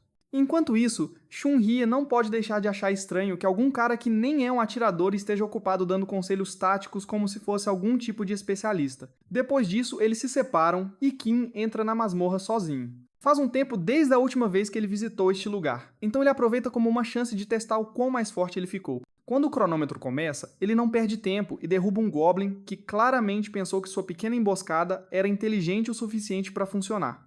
Na Floresta da Névoa, os monstros aparecem onde querem, tornando as coisas difíceis para os alunos que não estão acostumados ao caos. Mas como em todo sistema, esta masmorra não está isenta de falhas, e quem sabe que a maior delas reside em seus padrões fixos que tendem a se repetir. Pensando na posição do Goblin, ele imagina que pode fazer parte do que é chamado de padrão do mar. Com isso em mente, ele prepara sua lâmina curta e a joga direto no Q, acertando um ogro direto no globo ocular e no crânio. Por um segundo, ele se pergunta se ainda precisa de um cajado e sorri enquanto pega casualmente as armas dos monstros caídos, como se estivessem apenas distribuindo o saque. A partir daí, ele começa a acumular pontos como um louco e mergulha na luta sem se conter. Enquanto ele está em seu ataque, dois Trolls pensam que encontraram o alvo perfeito e investiram contra ele, mas as coisas não saem do jeito deles, já que Kim nem sequer se intimida. Pouco antes de sair, Kim se lembra de que há um recurso de replay e rapidamente exclui a filmagem, sabendo que se o sistema acabar sincronizando o comportamento do monstro com seus movimentos exatos, isso pode colocar Lu em sérios problemas mais tarde. Com apenas 3 minutos passados, ele já tem pontos mais do que suficientes para completar os requisitos da subquest, e pensa que é melhor não chamar atenção extra ou desnecessária. Ao sair, ele vê Yain saindo parecendo completamente exausta e murmurando sobre o quão difícil foi lá dentro. Ver Kim sair tão cedo faz o professor da turma reconhecer Lu como o mesmo cara que uma vez escolheu desistir de uma partida PVP, e agora aqui está ele novamente nem sequer durando os 10 minutos completos. Em sua mente, ele zomba do que vê como uma mentalidade fraca e zomba silenciosamente da ideia de alguém como Kim se tornar um matador de dragões. Mas esse julgamento muda muito rápido quando ele verifica as classificações e percebe que Kim já chegou ao nível médio-alto. O fato de alguém ter atingido esse nível em um período tão curto bagunça seriamente suas expectativas, já que é a primeira vez que ele vê algo parecido. Decidindo que vale a pena ficar de olho neste garoto por enquanto, ele chama o próximo grupo de alunos, que inclui Go Hyun-woo e o resto. Kim então verifica a tabela de classificação e percebe que até mesmo os melhores talentos como Lee e Mo Young-jun parecem estar sentados no nível de Han-somi, o que o faz se perguntar se talvez Go Hyun-woo pudesse realmente avançar. E naquele momento, acontece. Go Hyun-woo conquista o primeiro lugar com a maior pontuação, provando que não está apenas contando com a sorte. Impressionado com o resultado, Kim elogia seu amigo no momento em que ele sai, mas Go Hyun-woo rapidamente transfere o crédito, dizendo que foi tudo graças a Kim por deixar Lu reiniciar durante a partida PVP. Claro, nem todo mundo está emocionado em ver Lu ter sucesso, e algumas pessoas próximas lançam alguns comentários passivo-agressivos sobre Kim, mas Go Hyun-woo começa a ficar irritado enquanto Kim casualmente pisca para ele, sinalizando para ele ignorar o barulho e economizar energia. Quando Kim pergunta se o teste terminou, Go Hyun-woo aponta que a pontuação de Chun-Hai ainda não apareceu. Enquanto isso, dentro da dungeon, Chun-Hai está claramente lutando enquanto goblins a cercam e ela mal consegue atrasar. Luz. Nesse instante, ela se lembra do que Kim disse a Yan sobre mirar na cabeça e decide tentar ela mesma, canalizando sua mana em um ponto sólido enquanto puxa seu arco para um tiro pesado. No fim, a pontuação dela acaba sendo bem baixa, e enquanto ela pisca na frente de todos, ela fica irritada e murmura baixinho sobre como é injusto mostrar a pontuação dela daquele jeito. O professor da turma então encerra o exame e anuncia que os resultados sairão amanhã, dizendo para todos descansarem até lá. Logo após dispensar a turma, ele vai direto para o cara do computador sem perder um segundo e exige ver o replay do exame de conquista de Kim. O cara tenta puxar o replay imediatamente, mas as coisas mudam quando ele percebe que o replay não foi salvo de jeito nenhum. Isso claramente não agrada o professor, então depois de investigar um pouco, eles acabam descobrindo a óbvia verdade de que Kim tinha deletado a filmagem ele mesmo, o que definitivamente levanta suspeitas. Ele sabe que se o nosso garoto continuasse no ritmo que estava, ele facilmente ultrapassaria os 2.000 pontos em breve. A princípio, ele pensa que é possível que ele seja um dos apóstolos do Lorde Maligno que se infiltrou na academia, então seria inteligente preparar silenciosamente contramedidas contra ele. Quatro Olhos pergunta se ele deve reportar o caso ao diretor, mas o professor da turma decide observar por mais um tempo porque, se eles não apresentarem evidências sólidas de uma vez, ele acha que Kim vai se esconder e se tornar ainda mais difícil de pegar. Enquanto ele se afasta, Lee conclui que se o nosso garoto for realmente um impostor, ele revelará suas verdadeiras cores em breve. Enquanto isso, na cafeteria, nosso herói junto com Go Hyun-woo e Yen pegam um café. Parece que eles se reuniram no café para entender o livreto realmente confuso que receberam com uma boa xícara de café. Nosso garoto diz para Go Hyun-woo pegar sua carteirinha de estudante e verificar os pontos. Ele explica que o número que ele vê são pontos disponíveis que agem como moeda na academia. Ele continua dizendo que pontos podem ser ganhos em missões de dungeon, como está escrito no livro. E embora eles possam ser usados para comprar itens ou serviços, eles também podem comprar gravações que podem ser acessadas logo antes de um estudante sair da dungeon, incluindo replays de outros estudantes. Enquanto ele mostra o replay de Somen, que ele compra por 100 pontos. Ver a gravação da garota de cabelo azul acessível tão facilmente deixa Go Hyun-woo completamente sem palavras. Kim diz que como Go Hyun-woo tem uma pontuação sólida, a dele provavelmente é vendida por muitos pontos também, e é exatamente isso que acontece. Enquanto Go Hyun-woo assiste surpreso, ele ganha 300 pontos de pessoas comprando seus replays de dungeon. O amigo de Kim imediatamente percebe que isso é realmente ruim, porque outros estudantes podem analisar Lu e descobrir suas fraquezas. Ele diz a Go Hyun-woo que, embora ele tenha tido sorte devido às regras especiais dentro da dungeon, todos descobrirão em breve que ele tem um núcleo realmente fraco. mas por causa de quantos pontos valem, a aposta vale a pena. Então, nosso herói revela que existe uma sala de treinamento especial onde a mana é densa, então permite que ele cultive e cresça mais rápido. Go Hyun-woo salta da cadeira em espanto que tal lugar sequer exista, mas Kim diz para ele não ficar muito animado porque existem condições estritas para entrar. Go Hyun-woo rapidamente adivinha que provavelmente custa um braço e um rim, e ele confirma que custa uns bons 500 pontos por apenas 6 horas. Não demora muito para o amigo dele perceber que se ele for lá diariamente, ele vai ficar mais quebrado do que os moradores de rua. Então o amigo dele pergunta se existe outra maneira, e nosso garoto animadamente diz para ele que eles podem comprar o passe de temporada, que é dado aos melhores clubes, o que significa que eles teriam que roubar a vaga de alguém como Mo Young-jun no clube de esgrima, o que parece bem impossível. Então Go Hyun-woo se apressa em desistir, mas Kim avisa que pode dar um jeito para ele e retornar por um favor. Com um sorriso malicioso, ele diz que quer que Go Hyun-woo mergulhe na dungeon profunda assim que ele estiver forte o suficiente e explica que é um lugar mortal, comparado à Floresta da Névoa que eles acabaram de ir. Sem hesitação, Go Hyun-woo confirma que ele tem um espírito guerreiro, então não há absolutamente nenhuma dúvida de que ele aceitará a oferta. Ouvindo isso, Kim diz para ele grindar o máximo que puder, dizendo que ele vai de alguma forma conseguir o passe de temporada para ele em 2 semanas. Depois disso, ele vai para a oficina para fazer outro acordo sorrateiro. Lá dentro, ele vê um recluso ocupado no escuro que pede para ele dizer o que quer. Nosso garoto educadamente cumprimenta seu veterano e diz que gostaria de se juntar ao clube de engenharia mágica. Então o cara pergunta por que ele veio direto para a oficina 4, em vez da 1. E ele diz que as pessoas da oficina 1 o mandaram para cá, irritando muito o veterano. O cara diz diretamente para ele dizer o que quer e ir embora em vez de irritá-lo. Enquanto ele se vira, Kim nota que seu veterano tem uma habilidade de engenharia mágica de rank B, e alegremente a copia sem nenhum respeito pelo consentimento.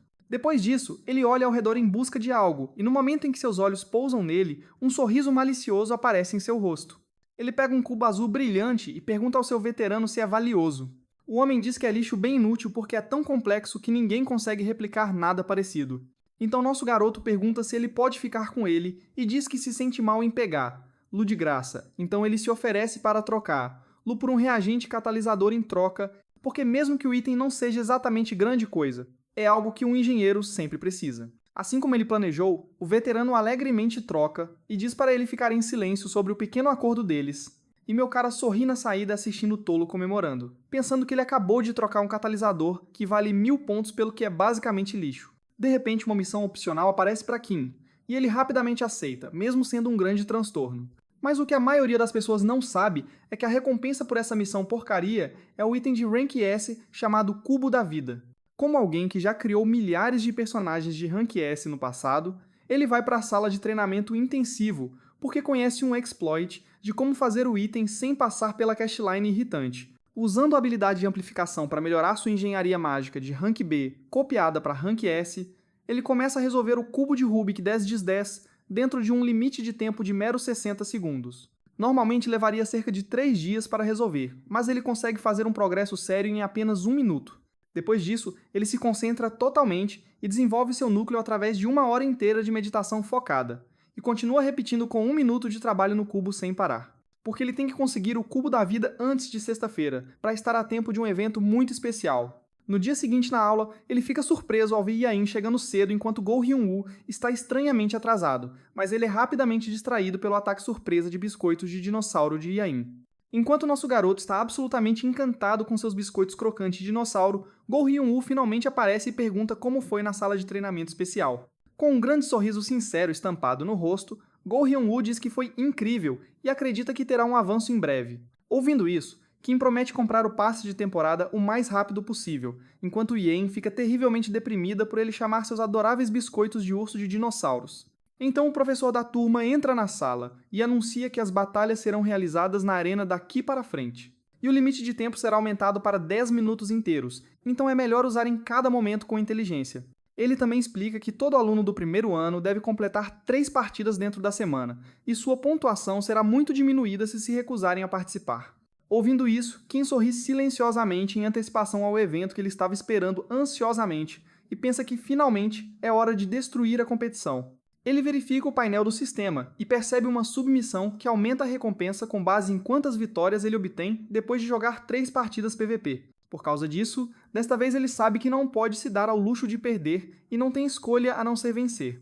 Ele diz a Go Hyun-woo para ir com ele para a arena, Mas antes que ele possa sair, Yain agarra seu braço e menciona que está livre hoje. Todos por perto olham para eles pensando que um pedido de casamento está prestes a acontecer, mas suas esperanças caem imediatamente quando percebem que é apenas sobre uma sessão de treinamento que os dois haviam planejado. Mais tarde, à tarde, quando a arena está completamente vazia e Kim está casualmente brincando com seu amigo, um cara ruivo chamado Ji-hong.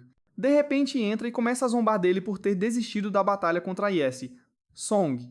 Ele chama Kim de covarde, o que instantaneamente irrita Go Hyun-woo novamente, mas Kim calmamente o dispensa e impede que as coisas piorem. Ainda assim, Kim não tem planos de pegar leve com o ruivo e começa a provocá-lo, apontando que ambos terminaram com a mesma pontuação nos exames de colocação. Isso irrita Ji-hong ainda mais, enquanto ele grita o quão insultuoso é ser comparado a um covarde, e numa tentativa de provar seu ponto, ele desafia Kim para um duelo 1 contra 1 ali mesmo. Kim aceita sem hesitação, claramente gostando de como as coisas estão indo exatamente do jeito que ele queria. Ji-hong vai com tudo pensando que pode terminar a partida com um único movimento forte, mas Kim fica um passo à frente e o atinge com o feitiço do Beija-Flor, paralisando-o em um instante. Ele até zomba de Ji-hong por cair no mesmo truque exato 2 vezes, especialmente depois de ser humilhado pela Garota Trovão não muito tempo atrás. Kim diz que pelo menos mostrou mais misericórdia do que Song Chunyai e encerra a luta vencendo de forma limpa. Mesmo depois de sofrer uma derrota adequada, o ruivo se recusa a aceitar a derrota e insiste que uma segunda partida terminaria de forma diferente. Kim entra no jogo e vai para outra rodada, mas o resultado permanece o mesmo, com Ji-hong terminando ainda pior do que antes. Ainda não pronto para desistir, Ji-hong o desafia novamente, claramente animado, para de alguma forma virar a mesa. Mesmo que Kim precise de mais uma vitória para completar sua missão, ele age como se estivesse completamente exausto e insiste em receber algo em troca se eles forem lutar novamente. O pobre ruivo, desesperado por outra chance, entrega uma pílula espiritual feita por sua própria família apenas para fazer Kim concordar com uma revanche, apenas para ser derrotado exatamente da mesma forma novamente. Desta vez, a surra finalmente faz algum sentido para ele, e Ji-hong admite sua derrota, até pedindo desculpas por todas as coisas rudes que disse antes.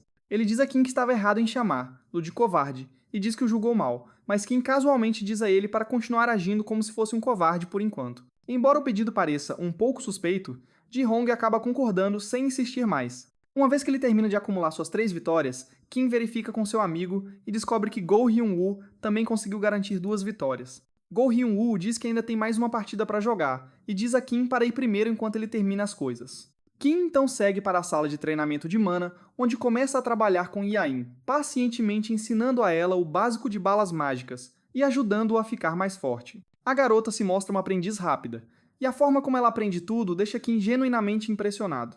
O treinamento deles continua até que finalmente seja a vez dela de lutar, e ela entra em sua partida contra um cara de cabelo verde chamado Kwak Ji-kyo. O cara tenta ser esperto usando o terreno para ficar escondido, mas Yain apenas sorri e o elimina como um pássaro em um fio, garantindo a si mesma uma vitória limpa e fácil. Mais tarde naquela noite, o professor da turma revê os replays das partidas e percebe algumas coisas que parecem estranhas. Seus olhos se arregalam quando ele vê a batalha de Yen e começa a questionar como alguém poderia melhorar tanto em apenas 2 dias. É aí que a ficha cai quando ele se lembra de ter ouvido que Kim havia treinado com ela, e fica bem claro que ele puxou algumas cordas sérias novamente. A coisa toda dá ao professor um pouco de calafrio quando ele começa a se perguntar quem é realmente esse garoto misterioso. Enquanto isso, Kim está relaxando em outro lugar completamente focado no cubo, e ele finalmente termina de criar o cubo da vida, que aumenta a eficácia de qualquer item do tipo vida armazenado em sólidos 3 vezes. Ele se sente muito orgulhoso de todo o trabalho duro e meditação intensa que melhorou seu rank de núcleo para D, então agora o consumo de mana das habilidades não será tão doloroso como antes. Com seus preparativos finalmente completos, nosso herói confiantemente se prepara para anunciar sua nova pequena invenção. No caminho para a aula ele encontra a druida Parkinari, e como ele planejou, todos os animais como seu gato são incrivelmente sensíveis à energia vital, então o cubo atrai instantaneamente o Tiger Kit e ele começa a pular direto para aquele bad boy, ficando bem confortável.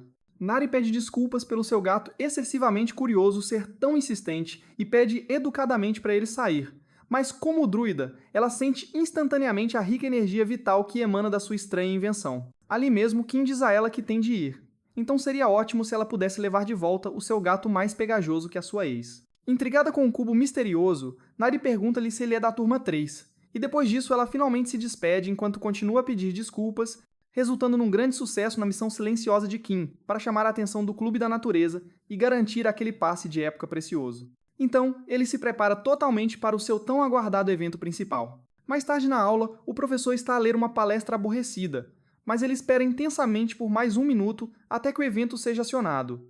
Depois que a aula termina, os alunos começam a relaxar e conversar, quando de repente uma aura vermelha profunda brilha intensamente e um orbe pulsante aparece do nada. Raios irrompem do orbe misterioso e atingem todos os alunos na sala, mas o seu pânico é de curta duração, pois desaparece tão rápido quanto apareceu. A princípio, eles pensam que nada realmente aconteceu, mas quando começam a notar números impressos nas testas uns dos outros, o nosso herói reconhece instantaneamente isso como a inspeção surpresa conhecida como a onda de banimento.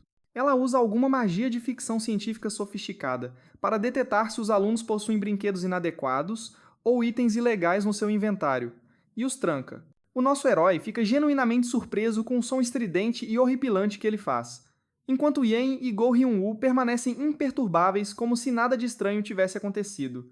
Ele então olha para um cara patético em pânico enquanto verifica o seu inventário, e calmamente caminha até ele para perguntar se o presidente do seu clube por acaso lhe disse que hoje era dia de inspeção. Ainda assim, o cara grita que não tem nada tecnicamente ilegal, mas o que ele tem são coisas que nenhum homem deveria ser apanhado carregando. Então, o nosso rapaz oferece-se casualmente para lhe dar uma pequena ajuda. Ele duvida seriamente se Kim pode realmente fazer alguma coisa, mas no momento em que Kim pega o item de volta, ele implora desesperadamente para que ele o salve e jura que fará o que ele disser em troca. Ouvindo isso, o nosso rapaz deixa claro calmamente para o cara que ele agora oficialmente lhe deve um favor, o que o cara confirma rapidamente sem hesitação. Kim então diz para ele colocar todos os seus itens banidos com segurança dentro do cubo, deixando o cara desconfiado e curioso se é realmente seguro. Escondidos juntos debaixo da mesa como dois caras totalmente suspeitos, o nosso rapaz diz para ele pegar ou largar. Ouvindo os passos a se aproximarem, ele entra em pânico e rapidamente despeja todos os seus produtos de contrabando dentro do cubo da vida sem dizer mais uma palavra. De repente, Song Cheon-hai faz uma entrada explosiva e grita para todos os vilões imundos congelarem onde estão. Ela imediatamente nota os rapazes escondidos debaixo da mesa e exige saber o que exatamente eles estão a tentar esconder, mas o nosso herói levanta-se casualmente e responde que eles estão apenas a ter uma conversa privada de rapazes e que não é da conta dela. O cara com um número na testa apoia-o, insistindo que eles não estavam a fazer nada de suspeito, mas Song Cheon-hai diz para ele esvaziar os bolsos de todo o lixo suspeito que ele está a carregar de qualquer maneira. Então ela vira-se para Kim e diz para ele trazer tudo o que ele está a esconder também, porque o orbe não mente e ela é atingida pela descrença quando ele não reage de todo. Atordoada, ela observa enquanto Kim se desculpa e sai caminhando, sentindo-se bastante satisfeito por ter conseguido obter o cubo da vida a tempo para sexta-feira, porque demonstrar a utilidade do único item que pode contornar a onda de banimento lhe dará um poder de barganha sério. Depois da aula, ele volta pelo corredor com o mesmo cara que não consegue parar de agradecer, sem parar, porque ele provavelmente não estaria mais a respirar se fosse apanhado a carregar as coisas más que tinha. Com um sorriso atrevido, Kim lembra-o casualmente que ele não fez exatamente de graça. O nosso rapaz então diz para ele ir direto ao presidente do seu clube para reaver os itens, e o cara admite nervosamente que ela realmente tem estado a querer ver Luar há algum tempo. Veja bem, a Guilda dos Ladrões é responsável por mover todos os itens ilegais, por toda a Academia Dragon Slayer, e logo à porta o nosso rapaz observa o cara ingênuo dizer olá ao seu chefe inocentemente, apenas para ela lhe dar um pontapé bem na cara por fazer, lá trabalhar num dia de folga. Ela então começa a espancar o pobre cara, dizendo que ele desperdiçou totalmente o seu precioso tempo livre. Vendo-a ir completamente com tudo para cima dele, Kim finalmente diz olá para lembrar, lá que ele ainda está ali. E a senhora acalma-se instantaneamente e apresenta-se como Dang Yu-yang, presidente do Clube dos Ladrões. Ela imediatamente entra no modo de negócios e exige que ele lhe mostre o item que ele afirma poder contornar completamente o sistema de ondas de banimento. Vendo o cubo da vida de perto, ela não consegue acreditar que ele existe, assim como os rumores disseram, e ela até admite que está a deixá-la, tão excitada que ela quer roubar, para si mesma agora mesmo. Ainda assim, o nosso rapaz lembra-lhe que ela será apanhada imediatamente, já que todos os itens Magitech têm um recurso anti-roubo, deixando-a maravilhada que a coisa seja Magitech. Ouvindo isso, o seu entusiasmo exagerado diminui, e ela inclina-se para trás, perguntando o que o nosso herói realmente procura, enquanto também explica que não há muito que eles possam oferecer agora, já que o clube está meio falido no momento. Mas ele garante-lhe que não pedirá nada que eles não possam realmente fazer, e então pede educadamente que ela o acompanhe pessoalmente à sua sala de armazenamento subterrânea temporária para uma pequena discussão de negócios privada. Isso azeda instantaneamente o humor dela, e ela estreita os olhos, perguntando-lhe se ele está realmente a falar a sério, porque a sala de armazenamento temporária é o lugar onde todos os produtos de contrabando confiscados são despejados logo após serem apanhados pela onda de banimento. Ela explica que geralmente é analisado em uma semana pelos superiores, depois do qual tudo desaparece misteriosamente para um lugar que ninguém sabe nada. No entanto, o nosso rapaz alega calmamente que já sabe que a própria presidente estará indo para lá em 1 ou 2 dias. Então ela pede para ele ser honesto se ele é um lacaio trabalhando para o comitê disciplinar. Ele dá de ombros e avisa que não tem nada a ver com aquele bando de metidos. Na verdade, ele está em termos bem ruins com eles. Ouvindo isso, ela diz que, embora seja grata pela ajuda anterior, o pedido atual dele não é exatamente algo fácil que ela possa realizar sem problemas. Nesse momento, ele a pega completamente de surpresa, ao dizer que já sabe que o depósito temporário é guardado dia e noite por membros do comitê disciplinar, e que, embora invadir já seja difícil por si só, sair depois do trabalho é quase impossível. É exatamente por isso que ele oferece a ela um acordo sólido. Ela só precisa ajudar Lu a sair. E em troca, ele entregará o cubo da vida. A presidente faz uma pausa e pondera seriamente a proposta dele, percebendo que seria incrivelmente útil para o clube dos ladrões esconder seus itens mais valiosos dentro de um cubo mágico, que nem mesmo a onda de banimento consegue detectar.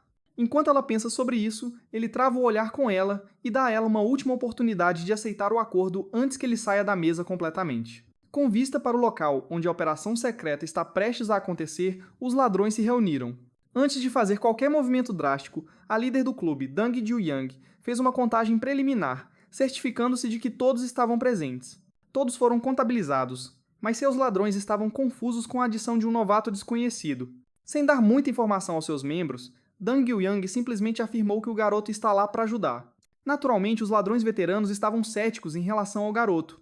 O trabalho já é arriscado o suficiente. Adicionar outro novato à mistura poderia estragar tudo. Davin, a garota da tecnologia do clube, e o suporte de fora do local verificaram que os preparativos estão completos. Como um último conselho, a líder avisou Kim-ho para evitar se destacar a todo custo. Uma vez lá dentro, a prioridade é pegar itens pequenos e raros. Infundindo suas pernas com poderes sombrios, o clube dos ladrões avançou. A técnica era chamada de passos silenciosos, uma técnica de movimento útil de nível B. Desde que o Cubo da Vida foi criado, Kim-ho se sentiu à vontade para remover a engenharia mágica de seu slot de habilidade e substituir-la por uma habilidade de furtividade crucial. Basta ver o clube executar a técnica. Enquanto isso, o único guarda que vigiava a entrada estava totalmente despreparado para o que estava prestes a acontecer. De repente, ele viu borboletas bizarras voando ao redor dele. Quando ele percebeu que algo suspeito estava acontecendo, as borboletas já haviam detonado, transformando-se em uma substância restritiva através do voo sombrio. Era uma corda e mordaça perfeitas para lidar com guardas despreparados sem causar danos graves. Neste antigo edifício, o terceiro andar abriga secretamente uma tonelada de tesouros confiscados. É natural que as autoridades tenham colocado inúmeros feitiços de segurança ao redor do lugar. Depois de contornar uma boa parte dessas armadilhas, o grupo foi flagrado por um guarda patrulhando o interior. A patrulha tentou levantar seu cajado, mas foi rapidamente amarrada e neutralizada pelos gêmeos ladrões. Depois, eles encontraram ainda mais guardas, e o grupo lidou de forma rápida e eficiente com o pessoal de segurança, sem derramar sangue desnecessariamente. Eventualmente, eles alcançaram o canto final que leva à sala de armazenamento temporário. Antes de invadir a mina de ouro, Dang Ju-Yang puxou um artefato para uma verificação final. Através de um vidro mágico, ela avistou um sujeito goblin problemático guardando a porta da própria sala de armazenamento. Ele é um cara durão do terceiro ano, empunhando um machado de nível A chamado Fenda Infernal. Para uma ladra como Dang Ju-Yang, este é o pior confronto possível.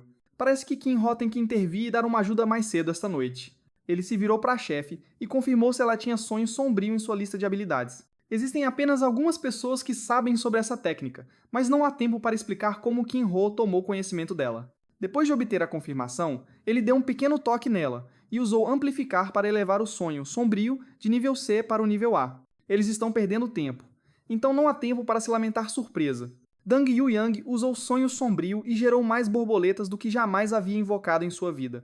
Os panfletos roxos rapidamente enxamearam em torno do bastardo empunhando o machado. Como bruto que ele é, esse cara começou a balançar sua arma gigante na tentativa de cortar pequenos insetos irritantes. Claro, isso não acabou funcionando de jeito nenhum. Assim que uma das borboletas chegou ao alcance para explodir, uma reação em cadeia foi desencadeada. O brutamontes do machado foi eliminado da equação com um só golpe. Ele parecia um casulo prestes a sair com asas. Habilidades de Rank A são de Rank A por um motivo. Dang Yuhyang fez uma anotação mental para confrontar o calouro sobre toda essa loucura depois que a missão terminar. Com a última linha de defesa neutralizada, os ladrões foram deixados para se banquetear com o tesouro. Enquanto eles procuravam coisas brilhantes e valiosas, Kinho fez algumas compras pessoais por conta própria. A lista de itens proibidos na academia restringe principalmente itens com efeitos colaterais perigosos. Se for algo que danifique o corpo ou a mente, será proibido. Hoje à noite, Kinho está mirando em itens proibidos com penalidades elementais, como esta pedra de choque que causa paralisia. Com sua resistência elemental de Rank S, esses itens são praticamente isentos de desvantagens. Após alguns minutos de busca cuidadosa, ele finalmente se sentiu satisfeito com seu saque. Já que eles têm um pouco mais de tempo, ele poderia muito bem procurar alguns livros de habilidades. Habilidades com penalidades elementais severas tendem a ser fortes, afinal. Navegando por pilhas e pilhas de livros de habilidades, ele finalmente encontrou algo que chamou sua atenção. Era um livro fumegante que emanava um calor incrível. Como Kinho está carente no departamento de habilidades de combate, este grimório que descreve um punho flamejante é uma dádiva de Deus. Enquanto a equipe estava empacotando o saque, alguns convidados inesperados invadiram. A presidente do conselho estudantil da Academia Dragon Slayer, Song Xion-hai, e o membro do comitê disciplinar do segundo ano, Guek Seon-jai, vieram para complicar as coisas. Dang Yuhyang não se abalou. Ela estava mais irritada do que qualquer outra coisa. Eles podem ter escolhido o cavaleiro errado para realizar esta operação. Não querendo ouvi-los de forma alguma, a presidente do conselho estudantil exigiu rendição completa e uma transferência pacífica para a sala disciplinar. Quanto mais essa operação se arrasta, pior ficará para os ladrões. Nesse caso, Dang Yuhyang puxou uma de suas contingências e gritou para seu pessoal se separar e escapar. Ela despejou algo no chão, gerando um refúgio sombrio que esconde aliados dentro por alguns minutos. Claro, isso foi tempo suficiente para sair da enrascada. O Seon-jai puxou um cristal de adivinhação e rapidamente rastreou os ladrões ainda presos dentro do prédio. Depois de passar a palavra para toda a equipe de segurança, sair do prédio antigo ficou mais difícil. Em sua saída, Kinho foi interrompido por uma grande pedra rolando em sua direção. Felizmente, ele tinha reflexos bons o suficiente para desviar do pedreiro pedregoso. Guak Seon-jai saiu calmamente do canto, elogiando Kinho por desviar de um ataque furtivo tão bem executado. Song-jae está em dia com sua lição de casa. Ele conhece a maioria dos membros do clube de ladrões, mas este garoto de cabelo preto era totalmente desconhecido. Talvez um calouro. Kinho nem sequer deu uma resposta verbal. Ele é esperto o suficiente para esconder sua voz falada na frente das autoridades, e Guak Seon-jai respeitou isso. Se ele não falar, isso essencialmente significa que a rendição está fora de questão. Ao redor do chão, piques de pedra afiados se projetavam e tentavam desestabilizar Kinho. Depois de fechar o suficiente a lacuna, ele invocou um beija-flor elétrico. Guak Seon-jai estalou a língua e invocou canhões de pedra segurados por raízes de árvores. Ele enviou uma saraivada de balas de canhão na esperança de nocautear o ladrão, mas o beija-flor simplesmente flutuou ao redor do mar de bolas com graça. Este nerd nunca tinha visto um controle de pássaros tão bom em sua vida. Se ele não tivesse colocado um feitiço defensivo com antecedência, ele estaria frito agora. Enquanto ele se recuperava do choque, o ladrão calouro passou correndo por ele com passos silenciosos. Infelizmente para Kinho, ele foi forçado a pegar o único caminho de saída, e esse caminho por acaso é cheio de uma armadilha mortal feita de mais canhões de pedra. Guak Seon-jai detonou outra saraivada, aparentemente com a intenção de fazer um exemplo deste calouro. Ninguém nunca tinha levado um de seus golpes planejados e sobrevivido. Quando ele estava prestes a verificar as consequências, Guak Seon-jai começou a suar enquanto a temperatura ao redor do corredor subia a níveis infernais. A última coisa que ele viu foi um ladrão com um punho ardendo como se viesse direto das profundezas do inferno, sentindo a pressão ao testemunhar uma habilidade proibida em ação. Guak Seon-jai despejou cada pedaço de mana que tinha em seu corpo na construção de uma robusta parede tripla de pedra de sangue. Essa técnica defensiva sofisticada não passa de papel contra o soco fumegante de Kinho. Ele executou o punho inferno com maestria devastadora, atravessando a parede e mandando Guak Seon-jai pelos ares. Desta vez, ele teve sorte e conseguiu, mas controlar uma habilidade proibida era mais difícil do que ele pensava. O nível de poder em particular é difícil de controlar. Felizmente, ele recuou o suficiente para evitar causar ferimentos graves ao pobre coitado. A escola provavelmente não interviria, mas a Torre de Magia Esmeralda e o Comitê Disciplinar não ficariam em silêncio. Aqueles bastardos intrometidos vão fazer hora extra para descobrir a identidade de Kinho, mas não vão encontrar nada. De repente, o som de passos atraídos pela confusão se aproximou. Essa é a deixa para Kinho sair daqui. Enquanto ele sai silenciosamente do campo de batalha, os calouros do Comitê Disciplinar chegam. No dia seguinte, algumas pessoas foram escoltadas para a Sala da Verdade do Comitê Disciplinar Estudantil. Sentada na cadeira quente, Dang Juyang atuou como se não houvesse amanhã enquanto alegava inocência. Ela está sob custódia há tanto tempo que desgastou o presidente do conselho estudantil e deixou a sala. O chefe do comitê disciplinar, o Si-Yun, assumiu o processo de interrogatório e adotou uma abordagem gentil. Ele calmamente entregou o livro de registro de itens do depósito temporário para Yu Yang e ela folheou as páginas com alegria. Ela agradeceu interiormente a Kim Ho por se envolver. Página após página, itens pequenos, mas valiosos, foram roubados por seu clube. O chefe do comitê e todos os outros sabem quem é o culpado, mas não sabem o método que usam para guardar os itens. Nem tem nenhuma evidência concreta. Como de costume, Yu Yang negou firmemente as acusações. Se ela tiver que assumir a culpa por um caso sem evidências reais, não vai se sustentar de qualquer maneira. Por enquanto, o chefe só pode dar uma ação disciplinar fraca ao principal culpado. Depois de sair da Sala da Verdade, ela se deparou com o resto do comitê disciplinar. Contando as cabeças dentro da sala, parece que está faltando um membro central. V, lá agindo de forma presunçosa, irritou Song Tian-hai. Ela acha que a mente por trás de tudo está se fazendo de desentendida descaradamente. Chegando ao seu ponto de ebulição, Shun-hai latiu sobre um dos ladrões usando algo tão perigoso quanto o punho inferno para mandar o veterano Guak Seung-jai para a enfermaria. Na verdade, Yu Yang não tinha ideia do que essa garota estava falando. Mas se ela tivesse que chutar, há apenas um cara nessa operação habilidoso o suficiente para usar uma técnica proibida. Depois de ser interrogada, a líder do clube foi direto para o clube e verificou a mão de Kim Ho. Surpreendentemente parecia perfeitamente bem, sem marcas de queimadura. Kim Ho não se incomodou em esconder o fato de que era responsável pela hospitalização daquele cara. Esqueça aquele nerd de 4 olhos. É hora de verificar os despojos do seu trabalho. Olhando para a infinidade de tesouros armazenados com segurança no cubo da vida, Yu Yang babou de excitação. Ela nunca tinha visto uma sopa de cores bonitas como essa antes. Com esta colheita abundante, o acordo deve ser considerado cumprido. Assim que Kim Ho estava prestes a sair, Yu Yang o parou com um convite adequado para se juntar ao clube dos ladrões. Ela prometeu cuidar do novato se ele a deixasse. Na noite passada, ela viu arrogância e ganância. Aos olhos dela, este garoto é a personificação de um ladrão perfeito. Pode soar como um insulto, mas é um grande elogio vindo dela. De qualquer forma, Kim Ho recusou a oferta de recrutamento. Ele imaginou que essa garota só o queria em parte por causa do cubo da vida. Ele já tem planos para vender essa coisa, no entanto. Mais do que qualquer coisa, ele precisa de passes de temporada para uma sala de prática especial, uns 4 deles. Além disso, a imunidade à onda da banda é apenas um recurso bônus. A verdadeira força do cubo é sua habilidade central. Ele prometeu revelar a descrição do item para ela em troca de um pequeno favor. Kim Ho só queria plantar algumas sementes, passando uma mensagem para o chefe do clube Magitech. Algumas notícias sobre um calouro completando um cubo 10x, 10x, 10. Yu Yang concordou e ficou perplexo ao ler sobre o que realmente é o cubo da vida, aumentando os efeitos dos itens de vida armazenados em 3x. Algo que estivesse quebrado venderia, não importa o preço, em algumas facções. Antes de finalmente partir, Yu Yang insistiu seriamente para que Kim Ho considerasse seu convite, mesmo sem o cubo na equação. Ela valoriza tudo o que ele pode trazer para a mesa. Então ele prometeu pensar sobre isso. Um fim de semana se passou, e alguns dias de silêncio esfriaram um pouco a comissão disciplinar. Hoje, Kim Ho está indo para a aula com a permanentemente letárgica Siu Ye-in. É só segunda de manhã. E ela já está se movendo como um zumbi. À medida que se aproximavam cada vez mais da próxima aula, Kim Ho ficava cada vez mais certo de que estava sendo seguido por alguns pirralhos da Torre de Magia Esmeralda ou do Clube da Natureza. Ele realmente não se importa se eles bisbilhotam, mas cortar o mal pela raiz é a maneira menos irritante de lidar com esse tipo de coisa.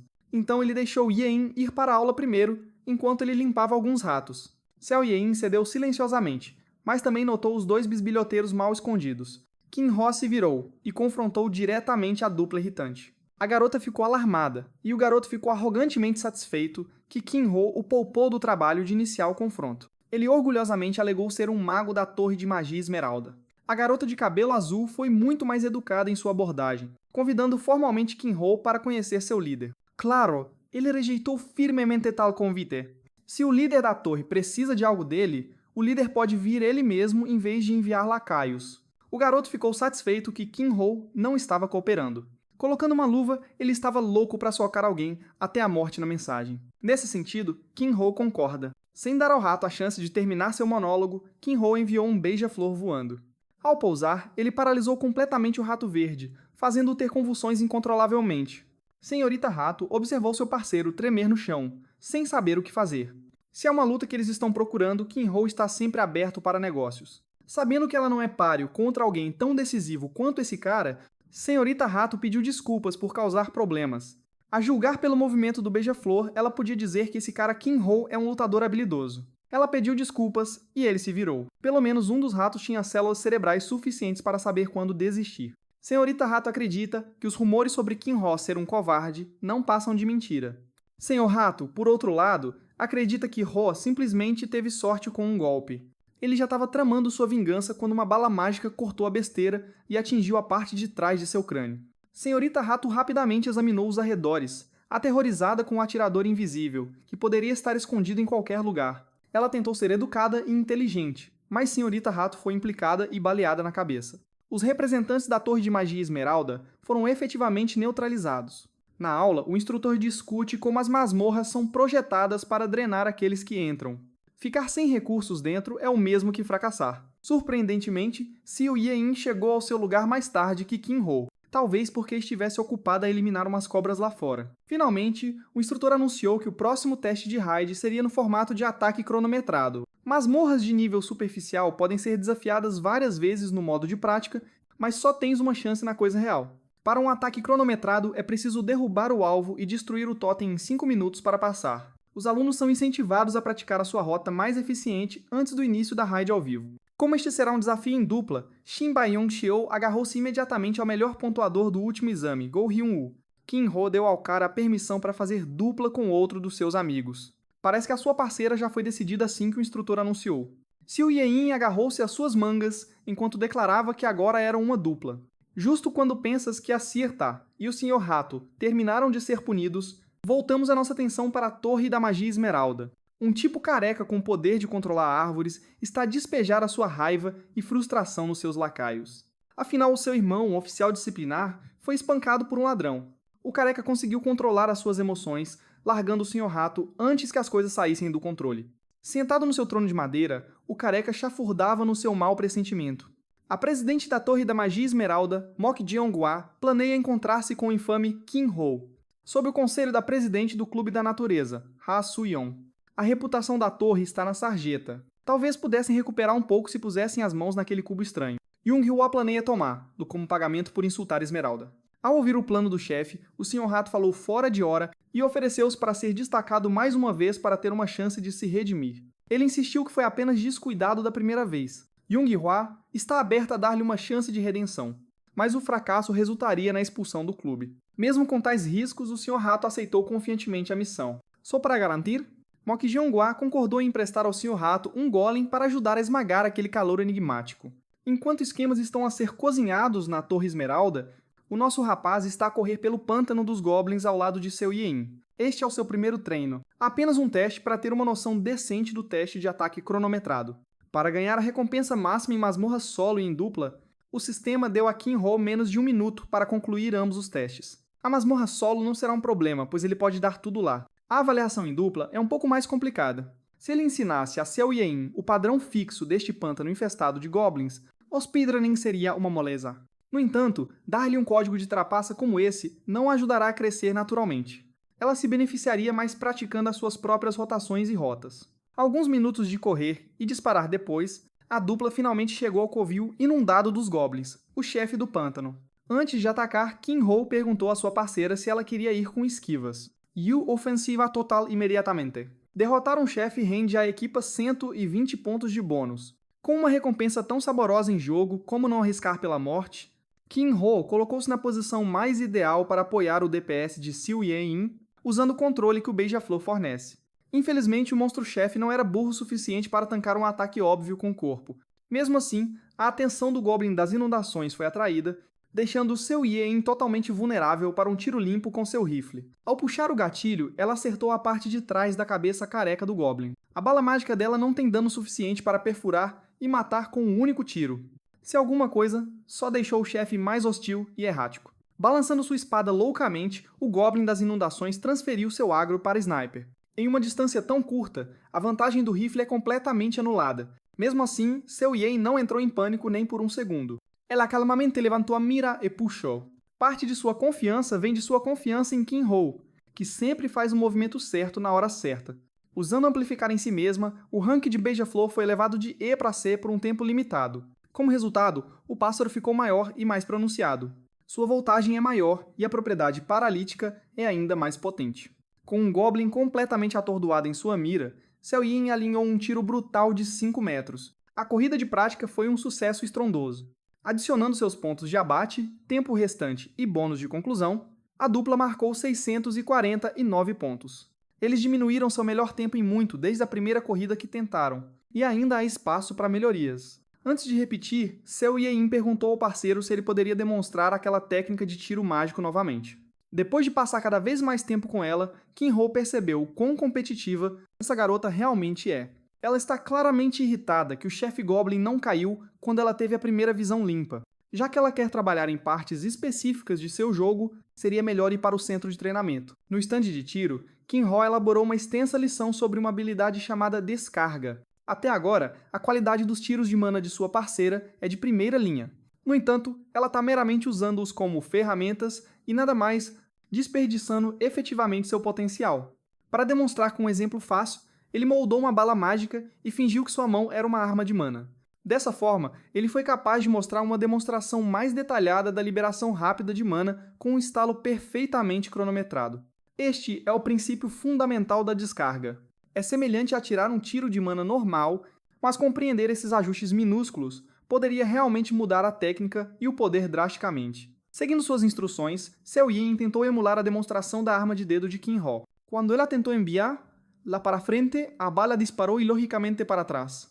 Para uma grande atiradora, ela estranhamente carece de todos os fundamentos. Para diminuir um pouco a dificuldade, eles diminuíram para apenas atirar tiros de mana em vez de formar balas. A tarefa de Xiao Yin é aperfeiçoar seu tiro de mana enquanto Qin-Ho pega algo para comer no jantar. Quando ele estava prestes a sair, ela ofereceu a ele um cartão preto para usar para pagar a comida. Com base no brilho daquela coisa, Xiao Yin deve ser uma jovem rica e nojenta. Ao chegar à cafeteria, Qin-Ho aproveitou os fundos ilimitados e pegou um pouco de tudo.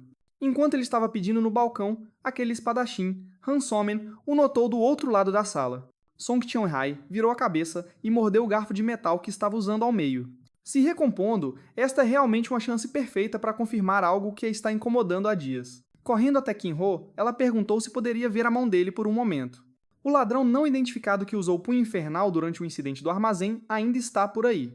Imagine a surpresa de Chun-Hai quando ela ouviu que o ladrão era um especialista com a habilidade Beija-Flor, alguém conectado ao clube dos ladrões. Acontece que ela conhece alguém que se encaixa perfeitamente nos critérios. Disfarçando seu pedido estranho como prática de leitura de mãos, Chun-Hai estava ansiosa para verificar se Qin-Ho tinha marcas de queimadura na mão.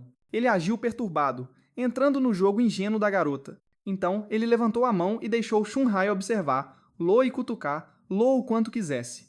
Quando a primeira apareceu limpa, ela exigiu ver a outra. Após uma análise cuidadosa, ela não encontrou nenhum sinal de queimadura. Ela estava em transe e se esqueceu de soltar as mãos de Qin-Ho. Ela pensou que tinha tudo resolvido. Agora é ela quem está perturbada enquanto foge da situação embaraçosa. Decidindo provocá-la um pouco, Qin-Ho exigiu saber sua fortuna na leitura de mãos. Mais especificamente, ele quer saber sobre o futuro de sua vida amorosa. Irritada com sua isca de raiva descarada, ela gritou que ele teria dias difíceis pela frente. Com certeza, enquanto o resto do comitê está relaxando, essa garota obstinada ainda está caçando os culpados. Felizmente, Qin-Ho conduziu essa interação bem o suficiente para afastar mais suspeitas. O dia seguinte chegou, e a dupla Qin-Ho-Seo e Ye-In ainda está nisso de novo com uma prática de speedrun.